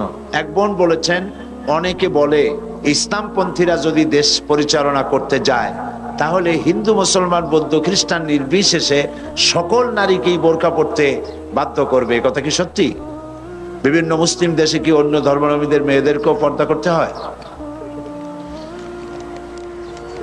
ইসলামী শাসন যদি দেশে প্রতিষ্ঠিত হয়, মুসলিম মহিলারা পর্দা তো করবেই। অমুসলিম মহিলাদের বোরখা পরার প্রয়োজন হবে না, তবে শালীনভাবে চলতে হবে। শালীন এবং মার্জিতভাবে তাদেরকে চলার জন্য বলা হবে। কারণ যত দুর্ঘটনা ঘটে সবই, এই যত নারী ঘটিত দুর্ঘটনা যা ঘটে সবকিছুই নারীর সৌন্দর্য প্রদর্শনী প্রবণতার কারণেই এই সমস্ত দুর্ঘটনাগুলি ঘটে থাকে। সুতরাং হিন্দু হোক, বৌদ্ধ হোক, খ্রিস্টান হোক, প্রত্যেক নারীর জন্যই তার নিজের হেফাজতের জন্যই শালীন এবং মার্জিতভাবে চলাফেরা করা জরুরি। তবে মুসলিম মহিলারা যেভাবে পর্দা করবে, হিজাব করবে, নিকাব করবে, ওইভাবে বিধর্মী মহিলাদেরকে বাধ্য করা হবে না। তাদেরকে বলা হবে তারা যেন শালীন এবং মার্জিতভাবে চলাফেরা করে। ব্যাস, প্রশ্নের জবাব। প্রশ্ন তো অনেক করেছেন, সব প্রশ্নের জবাব দেওয়া তো সম্ভব নয়, যেহেতু আজকে জুমার দিন। আমি সব প্রশ্নের জবাবের দিকে গেলাম না। এখন আমি আপনাদের উদ্দেশ্যে কিছু কথা বলতে চাই। আর প্রশ্ন যা আপনারা করেছেন, প্রতি বছর অনেক প্রশ্ন করা হয়, সেই সব প্রশ্ন আবার এক জায়গায় করে আমি যত জবাব দেই, সেই জবাবগুলি আবার বইয়ের আকারে প্রকাশ হয়। আপনারা যদি যাওয়ার সময়, মহিলাদের জন্য সমস্ত দোকানগুলি খোলা থাকবে, পুরুষেরা সেখানে কেউ যাবে না। আপনারা যাওয়ার সময় মহিলাদের সমাবেশে দেশে বিদেশে আমি যে সমস্ত প্রশ্নের জবাব দিয়েছি ওগুলো বইয়ের আকারে পাওয়া যাবে। আপনারা সে বইগুলি নিয়ে গেলে আপনাদের কাঙ্ক্ষিত, বাঞ্ছিত, প্রত্যাশিত প্রশ্নগুলির জবাব পাবেন ইনশাআল্লাহ। এখন আমি আপনাদের সামনে কিছু আলোচনা পেশ করছি সকলের উদ্দেশ্যে। নাহমাদুহু ওয়া নাস্তাঈনুহু ওয়া নাস্তাগফিরুহু ওয়া نعوذ بالله من شرور أنفسنا ومن سيئات أعمالنا من يهد الله فلا مضل له ومن يضلل فلا هادي له ونشهد أن لا إله إلا الله وحده لا شريك له ونشهد أن سيدنا وحبيبنا ومولانا محمدا عبده ورسوله الذي أرسله بالحق بشيرا ونذيرا وداعيا إلى الله بإذنه وسراجا منيرا فقد قال الله تعالى في كلامه المجيد وفرقانه الحميد أعوذ بالله من الشيطان الرجيم بسم الله الرحمن الرحيم يا أيها الناس اعبدوا ربكم الذي خلقكم والذين من قبلكم لعلكم تتقون। আমার সম্মানিত মা ও বোনেরা, আসসালামু আলাইকুম ওয়া রাহমাতুল্লাহি ওয়া বারাকাতুহু। সম্মানিত মা ও বোনেদের উদ্দেশ্যে এতক্ষণ তাদের প্রশ্নের জবাব দিলাম। এখন আপনাদের খেদমতে আরজ করছি, আল্লাহ রাব্বুল আলামিন এই পৃথিবীতে মানব গোষ্ঠীকে সৃষ্টি করেছেন তার ইবাদতের জন্য। সেই ইবাদত, যে ইবাদতের জন্য আল্লাহ পাক মানুষ এবং জিন জাতিকে সৃষ্টি করেছেন, সেই ইবাদতটা আমাদেরকে বুঝতে হবে। সেই ইবাদত কি? পৃথিবীতে নারী এবং পুরুষ আল্লাহ সৃষ্টি করেছেন, উভয়কেই বানায়েছেন তার ইবাদত করার জন্য, তার গোলামি করার জন্য। সেই গোলামি শুধু নামাজে, রোজায়, হজ, যাকাতে নয়, সেই গোলামি জীবনের সকল ক্ষেত্রেই করতে হবে। মহিলাদের ব্যাপারে আল্লাহ পাক কোরআনে কারিমে বহুত কথা বলেছেন। নারী এবং পুরুষকে ইসলাম সমান অধিকার দিয়েছে। নারীদের ব্যাপারে আজ এক শ্রেণীর বুদ্ধিজীবী, এক শ্রেণীর কবি সাহিত্যিক, তারা নারীদেরকে কথা বোঝাচ্ছে যে ইসলাম নারীদেরকে ঠকায়। বিশেষ করে যে ফতোয়ার প্রশ্নটা প্রথম এসেছে, ফতোয়া এই শব্দটিকে এমন ভাবে নিন্দনীয়, ঘৃণিত হিসাবে পত্রপত্রিকা লিখেছে, যাতে করে একজন নারী যখন এই ফতোয়ার শব্দটি পড়ে তখন তার কাছে মনে হয় ফতোয়া মানেই হলো নারী নির্যাতনের একটি হাতিয়ার। ঠিক কিনা? এটি হলো একটি দুরভিসন্ধির ফসল, ষড়যন্ত্রের ফসল। নারী এবং পুরুষ উভয়ের সমান অধিকার দিয়েছে ইসলাম। এর থেকে বড় অধিকার আর কেউ দেয়নি। বুদ্ধিজীবীরা চায় তথাকথিত কবি সাহিত্যিকরা চায় পুরুষের বিরুদ্ধে নারীদেরকে খেপিয়ে তোলা, এবং সেজন্য এনজিওরা বিরাট ভূমিকা পালন করতেছে। তারা নারীদের মুখ থেকে স্লোগান তুলাইছে এই কথা বলে,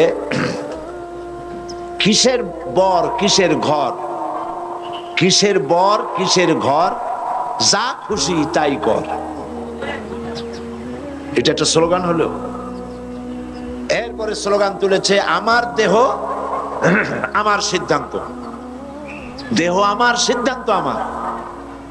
এই স্লোগানগুলি এনজিওদের শিখিয়ে দেওয়া। দেহ আমার সিদ্ধান্ত আমার, এই কথা আপনি বলতে পারেন না, কারণ দেহ আপনার, আপনি দাবি করতে আংশিক হলেও পারেন, কিন্তু এই দেহটা সৃষ্টি করেছেন কে? নাম বলুন, কে করেছেন? এই দেহ তার স্রষ্টা হচ্ছেন আল্লাহ পাক। সুতরাং এই দেহের ব্যাপারে সিদ্ধান্ত নেওয়ার মালিক আপনি নন। এই দেহের ব্যাপারে আপনি কিভাবে চলবেন, দেহের কেমন যত্ন করবেন, কেমন পোশাক পরবেন, সেই সিদ্ধান্ত আপনার হতে পারে না। এই সিদ্ধান্ত নেবেন তিনি, যিনি আপনার এই দেহ সৌষ্ঠব, অঙ্গ সৌষ্ঠব, সৌন্দর্য যিনি দান করেছেন, সিদ্ধান্ত তারটাই গ্রহণ করতে হবে। এখন প্রশ্ন হয়েছে, আপনি সিদ্ধান্ত নেবেন কি এনজিওদের না আল্লাহ? কার সিদ্ধান্ত নেবেন? তো আল্লাহ পাক সিদ্ধান্ত দিয়েছেন নারীদের ব্যাপারে, সিদ্ধান্ত দিয়ে দিয়েছেন তার চলার, তার বলার, তার কাপড় চোপড়ের, তার ওঠা বসার সিদ্ধান্ত, কি ধরনের পোশাক সে পরবে। কোরআন শরীফ তা পরিষ্কার করে বলে দিয়েছে, হাদিস শরীফ তা পরিষ্কার করে বলে দিয়েছে। সুতরাং নারী, অনেকে মনে করেন যে নারী হয়ে জন্মগ্রহণ করে আমার জীবনটাই বৃথা হয়ে গেছে। আসলে আপনার জীবন বৃথা হয়নি, বরং নারী হয়ে জন্মগ্রহণ করে আপনার জীবন তো ধন্যই হয়েছে। আপনাকে ভেবে দেখতে হবে, এই পৃথিবীতে যারা আল্লাহ দাবি করেছে, ইলাহা দাবি করেছে, রব দাবি করেছে, তারা কেউ তো নারী ছিলেন না, সবগুলি পুরুষ। ফেরাউন, নমরুদ, আবু জাহাল, আবু লাহাব, সাদ্দাত, হামান, এরা কেউ কিন্তু নারী নয়, সবগুলি কি পুরুষ। এবং ইসলাম সর্বপ্রথম যিনি গ্রহণ করার সৌভাগ্য অর্জন করলেন, তিনিও কিন্তু কোনো পুরুষ নন। তিনি কে? একজন মহিলা, যার নাম হযরত খাদিজাতুল কুবরা রাদিয়াল্লাহু তাআলা আনহা। ইসলামের জন্য যখন রক্তের প্রয়োজন হলো, তখন কোন পুরুষ সেই সৌভাগ্য অর্জন করতে পারেনি। সর্বপ্রথম ইসলামের জন্য যিনি বুকের তাজা রক্ত ঢেলে দিয়েছিলেন, তিনি আপনাদের মতোই একজন নারী, যার নাম হযরতে সুমাইয়া রাদিয়াল্লাহু তাআলা আনহা। কাজে আপনি হীনমন্যতায় কেন ভুগবেন? ইনফ্রারিটি কমপ্লেক্সে কেন ভুগবেন? আপনি তো আল্লাহর সৃষ্টির মধ্যে শ্রেষ্ঠ সৃষ্টি, সুবহানাল্লাহ বিহামদিহি, সৃষ্টির সেরা মানুষ, আপনি তাদেরই একটা অংশ। মেয়েদের মর্যাদা এবং সম্মান ইসলাম সব থেকে বেশি দিয়েছে, তাদের মর্যাদায় কোথাও ঘাটতি করা হয়নি। রাসূল করিম সাল্লাল্লাহু আলাইহি ওয়াসাল্লাম ইন্তেকাল করার পর তার দেহ মোবারক, সেটাও স্থাপিত হয়েছে, রাখা হয়েছে একজন নারীর ঘরে। সে নারী হচ্ছেন আমাদের মা হযরতে আয়েশা সিদ্দিকা রাদিয়াল্লাহু তাআলা আনহা। তার ঘরেই তাকে সমাহিত করা হয়েছে, মাদফুন করা হয়েছে। কোন পুরুষের পায়ের তলে আল্লাহর জান্নাত, এ কথা তো রাসূলুল্লাহ বলেন নাই। বলেছেন? এ কথা বলেন নাই। আপনি নারী হয়ে জন্মগ্রহণ করে আপনার জীবন তো সফল। রাসূল করিম সাল্লাল্লাহু আলাইহি সাল্লাম বলেছেন, সন্তানের বেহেশত হচ্ছে তার মায়ের পায়ের তলে। আপনার মর্যাদা কোথায় নিয়ে যাওয়া হয়েছে আপনি কি ভেবে দেখেছেন? আপনাকে এনজিওরা, তথাকথিত কবি সাহিত্যিক, বুদ্ধিজীবীরা আপনাকে বেপর্দা করে ভোগের সামগ্রী বানাতে চায়, আর ইসলাম আপনাকে পর্দা করে সম্রাজ্ঞীর আসনে মর্যাদা দিতে চায়। এখন আপনি কোনটা নেবেন, এটা আপনার বিবেকের প্রশ্ন, আপনি ভেবে দেখুন। ইসলাম, এই যত নাটক হচ্ছে, সিনেমা হচ্ছে, কবিতা সাহিত্য রচনা হচ্ছে, সবগুলিতেই দেখানো হচ্ছে যে ইসলাম শোষণ করতেছে নারীকে, আলেম ওলামারা শোষণ করতেছে নারীকে। ইসলাম নারীকে অগ্রগতি, প্রগতির পথে বাধা দেয়। তারে কাজ করতে দেয় না, লেখাপড়া শিক্ষা করতে দেয় না। এ কথা কি সত্য? জবাব দেন, এ কি সত্য? রাসূলুল্লাহর জীবন দেখুন। লেখাপড়ায় বাধা কে দিয়েছে? ইসলাম বাধা দেয় নাই। ইসলামই তো সর্বপ্রথম বলেছে তালাবুল ইলমি ফরিদাতুন আলা কুল্লি মুসলিমিন ওয়া মুসলিমাতিন। রাসূলুল্লাহ বলেছেন সর্বপ্রথম এই পৃথিবীতে জ্ঞান অর্জন করা প্রত্যেকটি মুসলিম নরনারীর জন্য ফরজ, অবশ্য পালনীয় কর্তব্য। সেখানে নারীকে বাদ দেওয়া হয় নাই, নারীকে লেখাপড়া করতে বলা হয়েছে। হযরত আয়েশা সিদ্দিকা রাদিয়াল্লাহু তাআলা আনহা আমাদের কি বলেন জানেন না আপনারা? সমস্ত মুমিনদের কি মা। হযরত আয়েশা রাদিয়াল্লাহু তাআলা আনহা হাজার হাজার সাহাবীদের হাদিসের ওস্তাদ ছিলেন, তাফসীরের ওস্তাদ ছিলেন, ফিকহের ওস্তাদ ছিলেন। হাজার হাজার সাহাবীদের তিনি ফিকহ শিখিয়েছেন, কোরআন শিখিয়েছেন, হাদিস শিখিয়েছেন। সুবহানাল্লাহ। তিনি শিক্ষয়িত্রী ছিলেন। হযরত আয়েশা সিদ্দিকা রাদিয়াল্লাহু তাআলা আনহা যুদ্ধের ময়দানে সেনাপতির দায়িত্ব পালন করেছেন। ইসলাম নারীকে কোথায় ঠকালো? নারীকে কাজ করার অধিকার দিয়েছে। হযরত ওমর রাদিয়াল্লাহু তাআলা আনহু তিনি একটা বাজারের, একটা এলাকা অর্থনীতির ব্যাপারে এবং বাজারের সবকিছু দেখাশোনার দায়িত্ব একজন মহিলার উপরে দায়িত্ব প্রদান করেছিলেন। ইসলাম নারীকে কোথাও ঠকায়নি, সব জায়গায় ইসলাম নারীকে জিতিয়েছে। একটা কন্যা সন্তান যখন পৃথিবীতে জন্মগ্রহণ করে, মা বোনেরা লক্ষ্য করুন, একটা মেয়ে যখন কারো ঘরে আসে, সেই ঘরে রহমতের ফেরেশতা আসে। রহমতের ফেরেশতা এসে গৃহবাসীকে সালাম দেয় আর ওই মেয়েটির মাথার উপরে হাত বুলায় আর বলে, এই ঘরে যারা বাস করো তাদের উপরে আল্লাহর রহমত নাজিল হোক। এই নবজাতক, এই মেয়েটিকে যে যত্ন করবে, আদর করবে, সেবা করবে, ভালোবাসবে, সাহায্য করবে, সেই লোকটির প্রতি আল্লাহর সাহায্য কিয়ামত পর্যন্ত অব্যাহত থাকবে বলেছেন রাসূল করিম সাল্লাল্লাহু আলাইহি ওয়াসাল্লাম। এই কথা কিন্তু কোনো ছেলে হলে পরে এরকমের একটি হাদিসও নাই। রাসূলুল্লাহ বলেছেন, দুইটা কন্যার পিতা যদি কেউ হয়, শুনতেছেন কথা? দুইটি কন্যার পিতা যদি কেউ হয়, তাহলে ওই দুই কন্যাকে যদি সে আদব শিখাতে পারে, দ্বীন শিখাতে পারে, সৎপাত্রস্থ করতে পারে, ভালো ব্যবহার করতে পারে, কিয়ামতের দিন সেই দুই কন্যার পিতা আর আমি মুহাম্মদ সাল্লাল্লাহু আলাইহি ওয়াসাল্লাম আল্লাহর জান্নাতে পাশাপাশি অবস্থান করব। এ কথা কোনো পুত্র সন্তানের ব্যাপারে বলা হয়নি। রাসূলুল্লাহ বলেছেন, লা তুকরিহুল বানাত ফা ইন্নী আবুল বানাত। খবরদার মেয়েদেরকে গালি দিও না। আবার শুনুন, রাসূলুল্লাহ বলেছেন, খবরদার নারী জাতিকে, মেয়েদেরকে গালি দিও না, কারণ আমি মুহাম্মদ সাল্লাল্লাহু আলাইহি ওয়াসাল্লাম মেয়েদের পিতা। সুবহানাল্লাহ। হুজুরের ছেলেরা বেঁচে ছিলেন না, সব ছেলেরা মারা গিয়েছিলেন, বেঁচে ছিলেন সব মেয়েরাই। রাসূলুল্লাহ একদিনও আল্লাহর কাছে হাত তুলে দোয়া করেন নাই, আল্লাহ সব ছেলেগুলি মরে গেল, আমারে আরেকটা ছেলে দাও। একটা হাদিস নাই, একদিন এরকম দোয়া করেন না। ছেলে মেয়ে আল্লাহর কাছে, আল্লাহ রসুলের কাছে সমান মর্যাদা। তো ইসলাম কোথায় ঠকাইলো?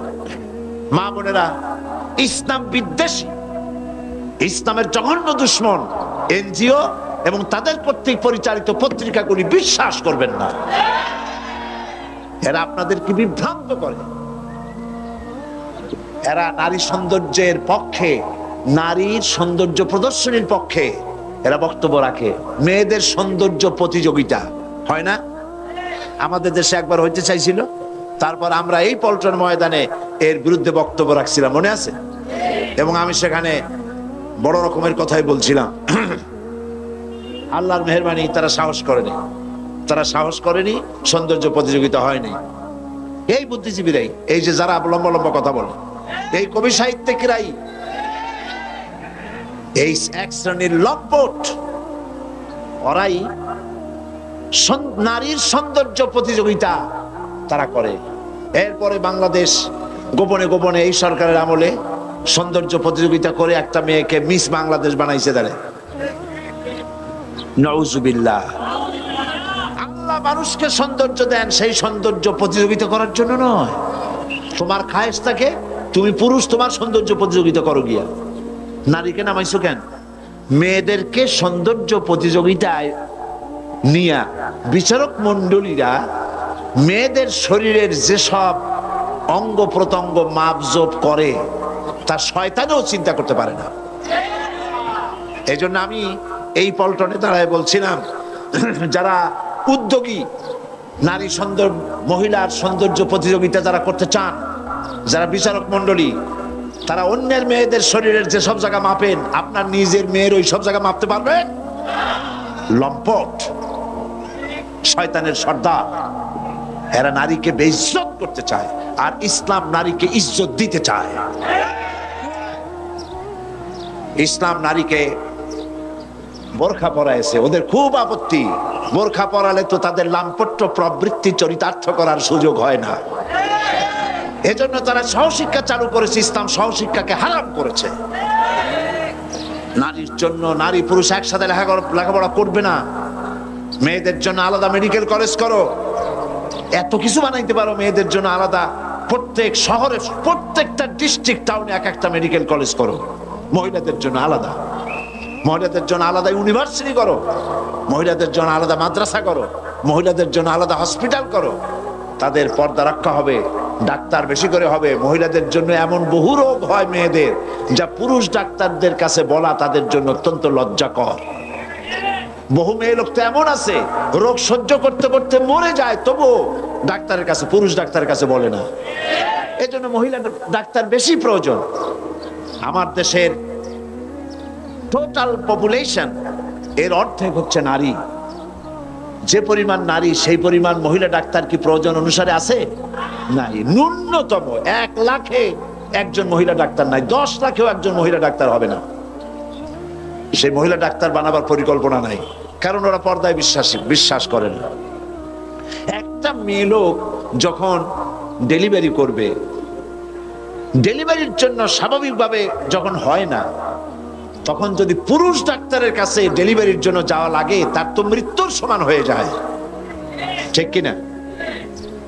এরপরেও মেয়েকে যেতে হয়, যদি মহিলা ডাক্তার না থাকে, যান বাঁচানো ফরজ, ঠিক কিনা?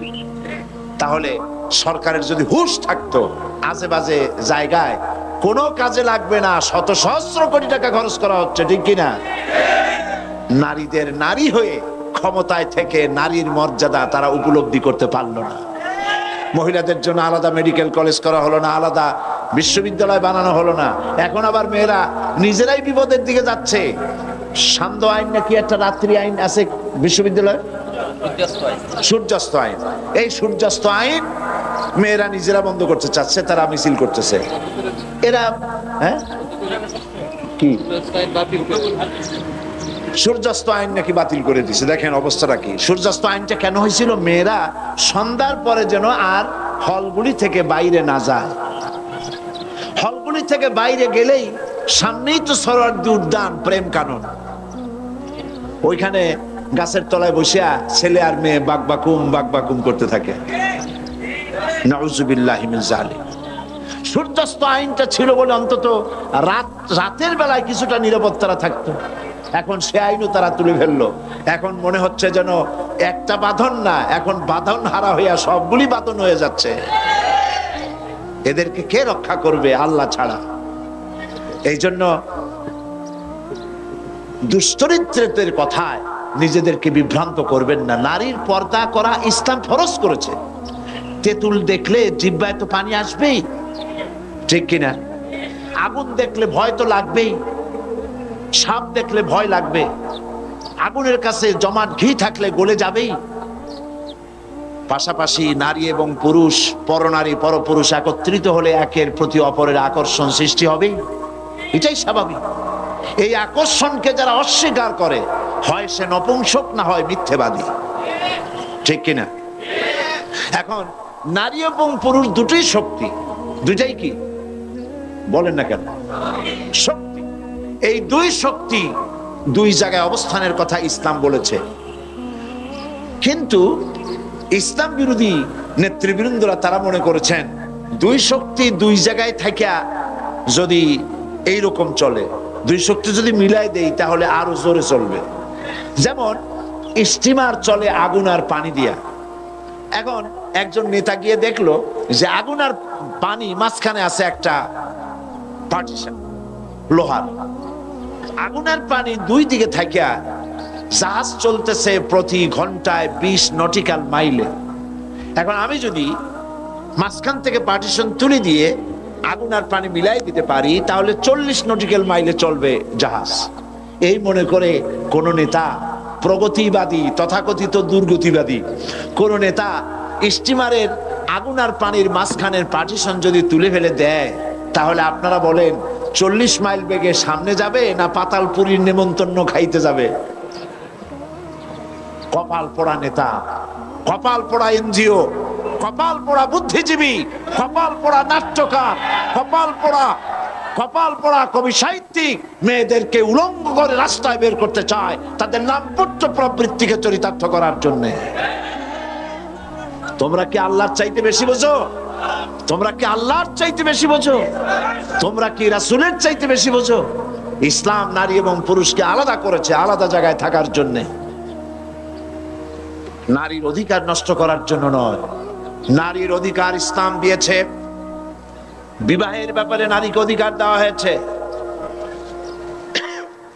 মেয়ের অমতে বিয়ে দিতে পারবেন না। আপনি বাপ এবং মা হওয়া সত্ত্বেও ফোর্স খাটিয়ে মেয়েকে বিবাহ দিতে পারবেন না। মেয়ে যদি বলে এই পুরুষকে আমি গ্রহণ করব না, আপনি জোর করে বিবাহ দিতে পারেন না। নারীর এই অধিকার কে দিয়েছে? কোন ধর্ম দেয় নাই, ইসলাম দিয়েছে। এমনকি বাল্য বিবাহ আপনি করাই দিলেন, কিন্তু মেয়ে যখন বড় হলো তারপরে যদি স্বামী তার পছন্দ না হয় তাহলে কি হবে? হাদিস শুনুন।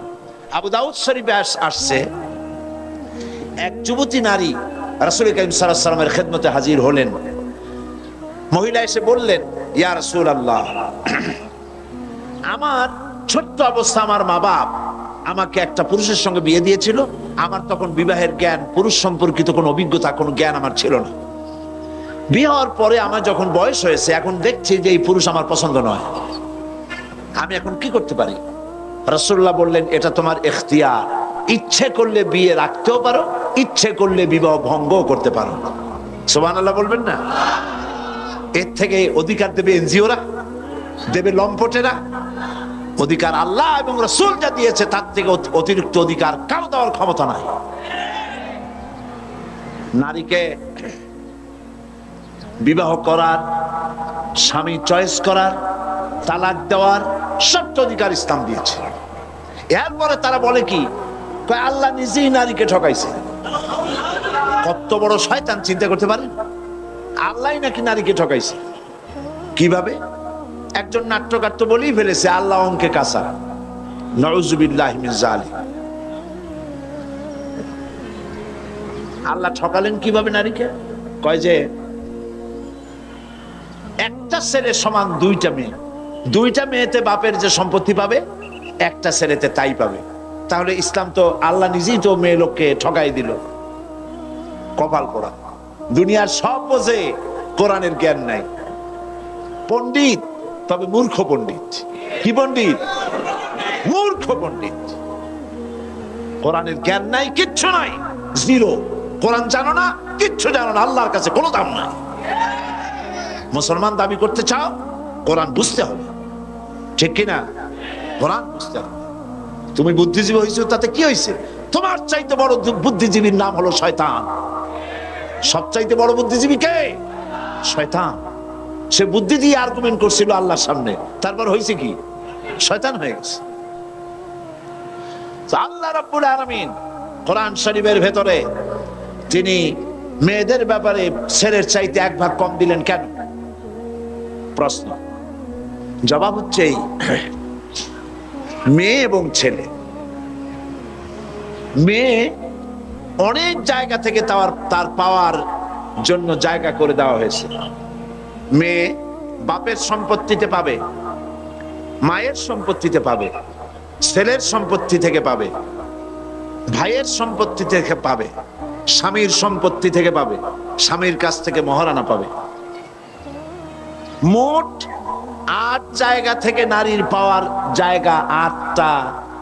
পয়েন্ট, 8টি জায়গা থেকে মেয়েরা পাবে, আর ছেলে পাবে শুধু পিতার কাছ থেকে। তাহলে কে জিতল, ছেলে না মেয়ে? মেয়েকে জিতানো হয়েছে। তলায় দেখতে হবে, ভাষা ভাষা দেখলে হবে না, গভীরে যেতে হবে। তো বাপের সম্পত্তিতে একটুখানি কম মেয়েকে দেওয়া হলো কেন? তা দেওয়া হয়েছে এই কারণে যে সমস্ত খরচ তো ছেলেরই হয়, পুরুষেরই সব খরচা।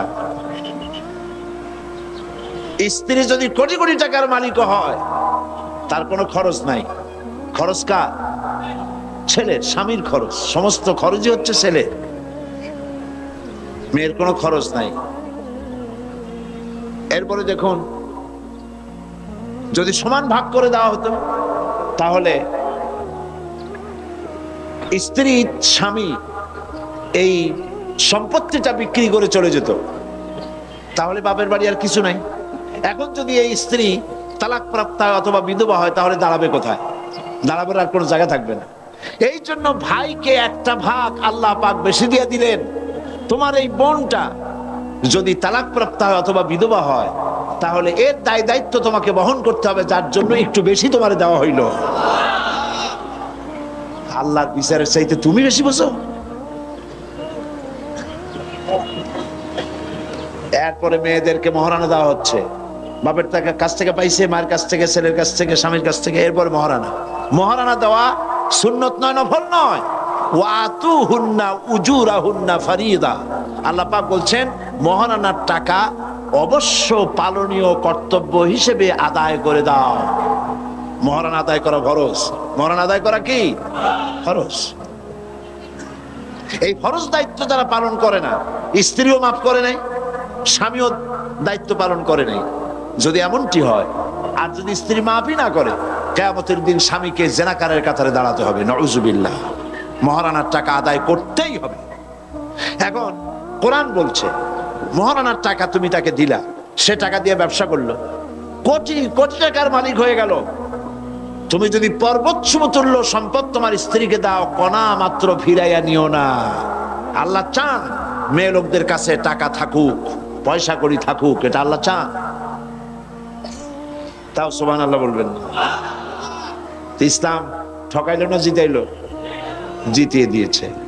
মহারানার টাকা দাও, সম্পদ দাও, পয়সা করি দাও, আর এই 8টা-10টা জায়গা থেকে তার পাওয়ার সোর্স রয়েছে।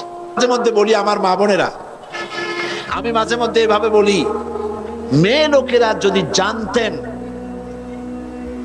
ভালো করে শুনুন, মেয়ে লোকেরা যদি জানতেন ইসলাম, আল্লাহ এবং তার রাসূল, কোরআন আর হাদিস তাদেরকে কি অধিকার দিয়েছে, এই কথা যদি তারা জানতেন, তাহলে আর কিছু নয়, শুধু তাদের অধিকারটা পাওয়ার জন্য সরকারের বিরুদ্ধে আন্দোলন করত। তোমার কাছে কিচ্ছু চাই না, ইসলাম আমাদের যা দিছে সেইটা ফিরিয়ে দাও, এটা পাওয়ার জন্য তারা আন্দোলন করতেন। ইসলাম সর্বাধিক সুযোগ সুবিধা নারীদেরকে দান করেছে, অধিকার দিয়েছে। সেই অধিকার আপনার ফিরে পেতে হলে আপনাকে ইসলামে আন্দোলন করতে হবে, ইসলামে আন্দোলনে আসতে হবে। আপনাকে ইসলাম জানতে হবে, ইসলাম বুঝতে হবে, ইসলামী আন্দোলনে শরীক হতে হবে। মা বোনেরা, বাংলাদেশের বিভিন্ন শহরে সব জায়গায় ইসলামী আন্দোলনের কাজ চলছে। মহিলাদের জন্য আলোচনা, দার্সে কোরআন, দার্সে হাদিস, বিভিন্ন জায়গায় বৈঠক হচ্ছে। সেসব জায়গায় কোরআন হাদিসের আলোচনা হয়। আপনারা ওই সব জায়গায় গিয়ে কোরআন হাদিসের আলোচনায় শরীক হবেন। কোথায় কোথায় হয় খোঁজ নিয়ে আলোচনায় শরীক হবেন, তাহলে ইসলাম আপনি জানতে পারবেন, আপনি বুঝতে পারবেন।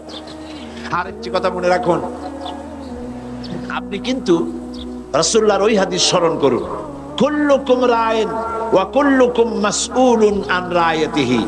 রাসূলুল্লাহ বলেছেন প্রত্যেক ব্যক্তি তার অধীনস্থ ব্যক্তি সম্পর্কে জবাবদিহি করতে হবে আল্লাহর কাছে। আপনি মা, আপনাকে আপনার সন্তান সম্পর্কে জবাব দিতে হবে, স্বামীকে তার গৃহ সম্পর্কে জবাব দিতে হবে, দারোগাকে তার থানা সম্পর্কে জবাব দিতে হবে, এমপিকে তার এলাকা সম্পর্কে জবাব দিতে হবে, মন্ত্রীকে তার দেশ সম্পর্কে জবাব দিতে হবে, প্রেসিডেন্টকে পুরা রাষ্ট্র সম্পর্কে জবাব দিতে হবে। যিনি যেখানে আছেন তাকে তার যতটুকুন তার জুরিডিকশন, এতটুকুনের জবাবদিহি তাকে করতে হবে। তা আপনি মা, আপনার সন্তানদের ব্যাপারে আপনি জবাবদিহিতা থেকে এড়াতে পারবেন না। কিয়ামতের দিন আপনার কারণে যদি সন্তান বেনামাজি হয়, অসতর্কতার কারণে বেনামাজি হলো, জিনাকার হলো, চরিত্র হারালো, আল্লাহর পথে থাকলো না, কিয়ামতে এই ছেলে মেয়েরা যখন জাহান্নামে যাবে, আল্লাহর অর্ডার হবে এদেরকে জাহান্নামে দাও, ফেরেশতাদের বলবেন। তখন জাহান্নামগামী ছেলে মেয়েরা তখন কি বলবে? কোরআন শরীফ বলছে, রব্বানা আরিনাল্লাযাইনি আদাল্লানা মিনাল জিন্নি ওয়াল ইনস। আয় আমার রব, আয় আমার আল্লাহ, আমাকে দেখায় দাও কে আমাকে গোমরাহ করলো মানুষ থেকে আর জিন থেকে। আমি যে নামাজ পড়ি নাই, আমাকে নামাজের জন্য উদ্বুদ্ধ করা হয় নাই, ড্রাগ এডিক্টেড হয়েছি, আমাকে কেউ ফিরায় নাই, অন্যায় কাজ থেকে আমাকে কেউ বাধা দেয় নাই, ন্যায় কাজের জন্য উদ্বুদ্ধ করে নাই, সুতরাং অন্যায় কাজে আমাকে প্রলুব্ধ করেছে, বাধা দেয় নাই কারা? সেই সব নেতা, সেই সব মুরব্বী, মা বাপ, মানুষের মধ্যে, জেনের মধ্যে তারা কারা? কই? আরিনাল্লাযাইনি আদাল্লানা, আমাদেরকে গোমরাহ করলো কে? তাদেরকে দেখাও। নাজআলহুমা তাহতা আকদামিনা লিয়াকুনা মিনাল আসফালিন, তাদেরকে পায়ের তলে রাখবো। আপনার আদরের ছেলে মহব্বত করে নাম থুইছেন বল্টু মিয়া, এর নাম তো ওইরকমই রাখে, আকাশ হোসেন, বাতাস খাতুন, অক্সিজেন বেগম, এই হলো নাম। এই আদর করে যে সব নাম রেখেছেন আপনার ছেলের আর মেয়ের, ওরা কিন্তু কিয়ামতে আপনাকে পাড়াইতে চাবে, পায়ের তলে রাখতে চাইবে, আল্লাহ বলেছেন কোরআন শরীফের মধ্যে। সেই জন্য আপনার দায়িত্ব হচ্ছে আপনার ছেলেকে, আপনার মেয়েকে দ্বীনের পথে পরিচালিত করা, ছোট্ট অবস্থা থেকে কোরআন শিখানো, ইসলাম শিখানো। এমনকি আপনি যে প্রাইভেট টিচার রাখবেন বাড়িতে, আপনাকে জানা দরকার এই টিচার কোন আন্দোলন করে, কার সাথে জড়িত, কি কাজ করে, সে ইসলামের সাথে না ইসলাম বিরোধী, সে নামাজি কিনা, বেনামাজি এবং ইসলাম বিরোধী কোন আন্দোলনের সাথে জড়িত আছে। এমন ছেলেকে যদি আপনার ছেলে মেয়ের প্রাইভেট টিউটার হিসেবে রাখে, আপনার ছেলেটাকে, মেয়েটাকে নষ্ট করে দেবে। আপনার ছেলে মেয়েকে কিন্ডারগার্টেন স্কুলে দিবেন, আপনাকে ভাবতে হবে এই কিন্ডারগার্টেন স্কুলে শুধু ইংরেজি শিখাইলেই হলো না, সেখানে আরবি শেখানো হয় কিনা। কিয়ামতের দিন যদি আপনারে প্রশ্ন করা হয় কোরআন বোঝো নাই কেন, তাহলে জবাবে যদি বলেন কোরআন আমার মাদার ল্যাঙ্গুয়েজ না, এই জন্য কোরআন বুঝি নাই, ফেরেশতারা জিজ্ঞেস করবে, আচ্ছা কোরআন তোমার মাদার ল্যাঙ্গুয়েজ না বলে কোরআন বোঝো নাই, ইংরেজি তোমার কোন দেশি ফাদার ল্যাঙ্গুয়েজ? এটা তো খুব বুঝছো।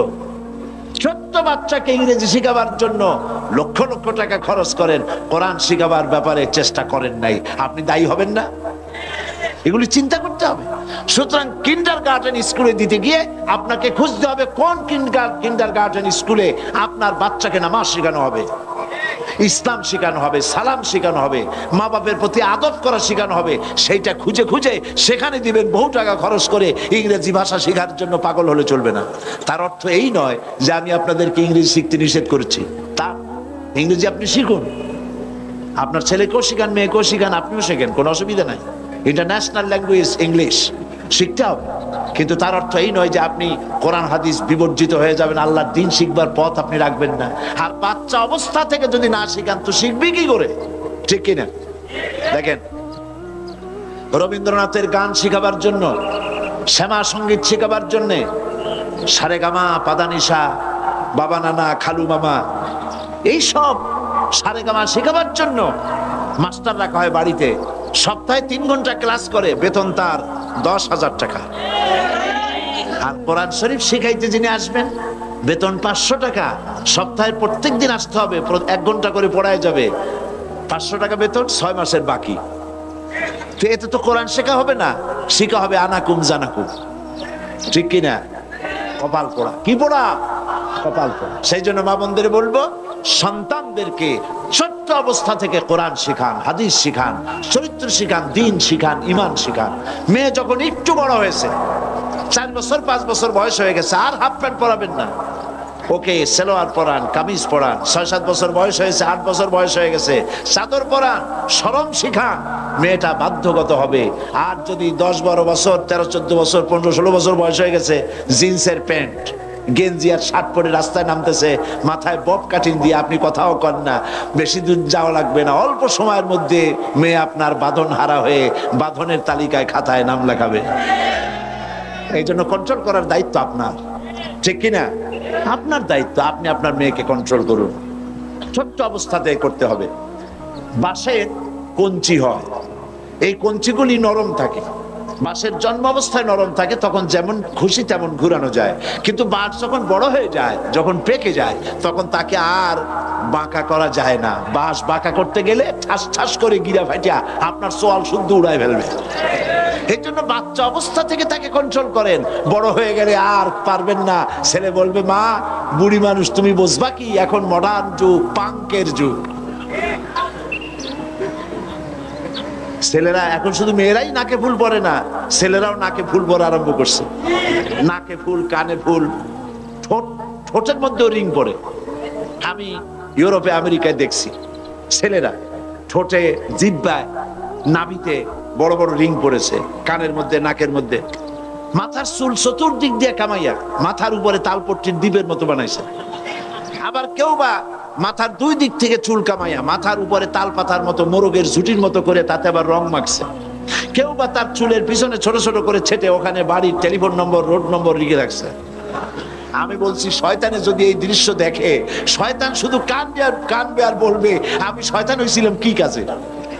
এগুলি তো মারাত্মক শয়তান। পুরুষ চুলের অবস্থা দেখলে অস্থির হয়ে যেত, কি চুল। টিভি এবং ছবিতে এই সমস্ত জিনিস দিয়ে মানুষকে উৎসাহিত করা হচ্ছে। পুরুষ মানুষ মেয়ে লোকের মতো লম্বা লম্বা চুল রেখা মাথায় ঝাঁকুনি দিয়ে চিৎকাইতে হয়ে পড়তেছে, সব মাইকেল জ্যাকসন হতে চায়। হাসিব তামাশা। এই জন্য মা হিসেবে আপনার দায়িত্ব হচ্ছে আপনার সন্তানকে ভালো বানানো, ছেলে এবং মেয়েকে কন্ট্রোল করা, এই দায়িত্ব আপনার। আপনার স্বামীকে ভালো বানাবার দায়িত্ব আপনার। আপনি চেষ্টা করুন, চেষ্টা করলে কি না হয়, চেষ্টা করুন সন্তানকে ভালো বানাবার, তাহলে কিয়ামতের দিন আল্লাহর কাছে জাযা লাভ করতে পারবেন, পুরস্কৃত হবে। মা বোনেরা, দেশ আজ এক মহা সংকটকাল অতিক্রম করতে যাচ্ছে। এদেশে ইসলাম টিকে থাকবে কি থাকবে না তার এক প্রশ্ন এসে দাঁড়িয়েছে। এই কঠিন সময় মা বোনদের বিরাট ভূমিকা রয়েছে।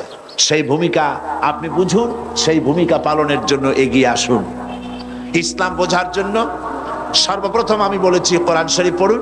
কোরআন শরীফের তাফসীর এই দোকানগুলিতে পাওয়া যাবে। আপনারা যাওয়ার সময় কেউ খালি হাতে যাবেন না, দোকানগুলিতে যাবেন।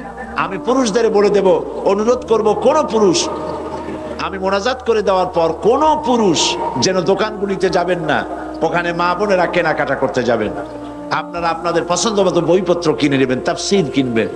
তাফহিমুল কোরআন সারা বিশ্বে পরিচিত, তাফহিমুল কোরআন আপনারা কিনবেন।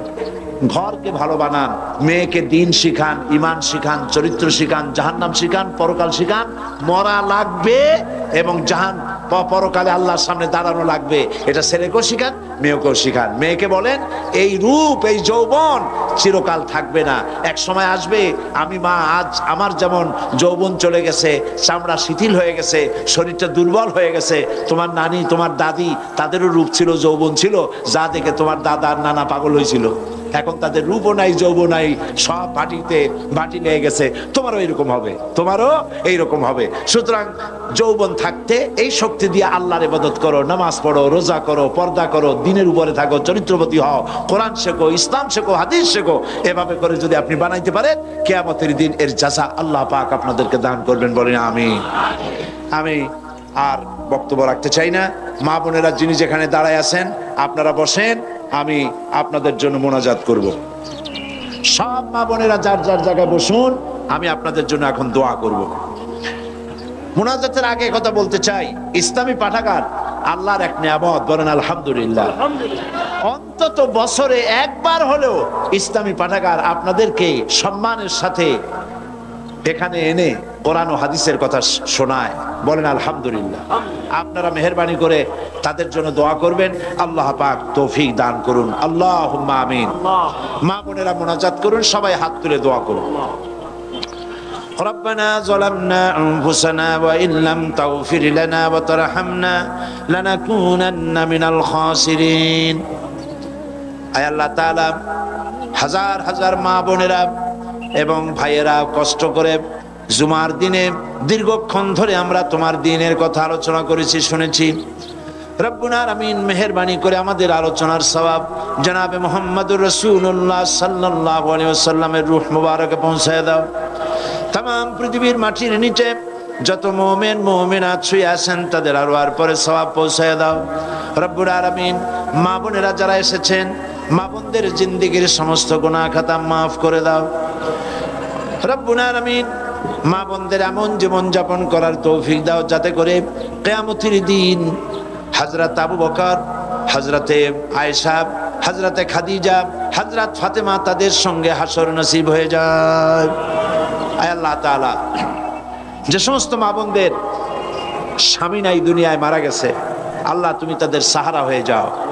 যাদের সন্তান নাই, আল্লাহ তুমি দয়া করে নিঃসন্তানী স্ত্রীকে আল্লাহ তুমি দয়া করে সন্তান দান করে দাও রব্বুল আলামিন। যাদের মেয়ে বড় হয়েছে, বিয়ে দিতে পারে না, তাদের বিবাহের বন্দোবস্ত করে দাও।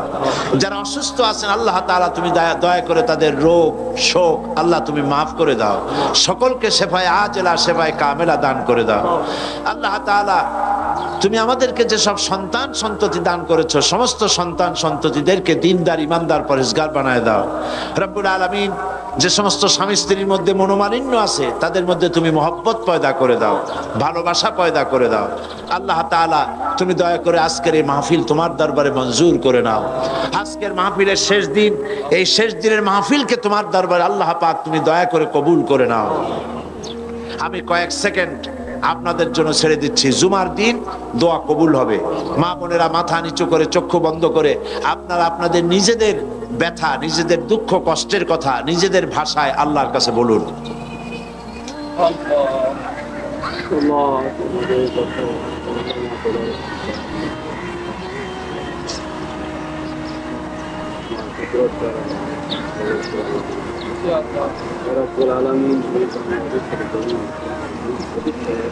হায় আল্লাহ,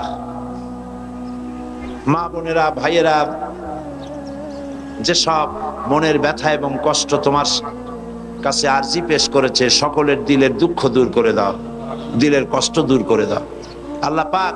আমাদের প্রিয় জন্মভূমি বাংলাদেশের উপরে তোমার খাস রহমত নাজিল করো। এই দেশে যে জুলম চলতেছে, সেই জালিমদের হাত থেকে আল্লাহ পাক তুমি মজলুমদেরকে হেফাজত করো আল্লাহ তাআলা। বাংলাদেশকে ইসলামী রাষ্ট্রে পরিণত করে দাও। কোরআন সুন্নাহর আইন এখানে প্রতিষ্ঠিত হতে পারে সে সুযোগ তুমি করে দাও রব্বুল আলামিন। গোটা পৃথিবীর বুকে মুসলমানদের উপরে তুমি রহমত নাজিল করো। আমাদের সকলের দিলের নেক আশা তুমি পূরণ করো। রব্বানা তাকাব্বাল মিন্না ইন্নাকা আনতাস সামিউল আলিম ওয়া তুব আলাইনা ইন্নাকা আনতাত তাওয়াবুর রহিম। সুবহানা রাব্বিকা রাব্বিল ইজ্জাতি আম্মা ইয়াসিফুন ওয়া সালামুন আলাল মুরসালিন والحمد لله رب العالمين واجعل آخر كلمة عند الموت لا إله إلا الله محمد رسول الله. السلام عليكم ورحمة الله.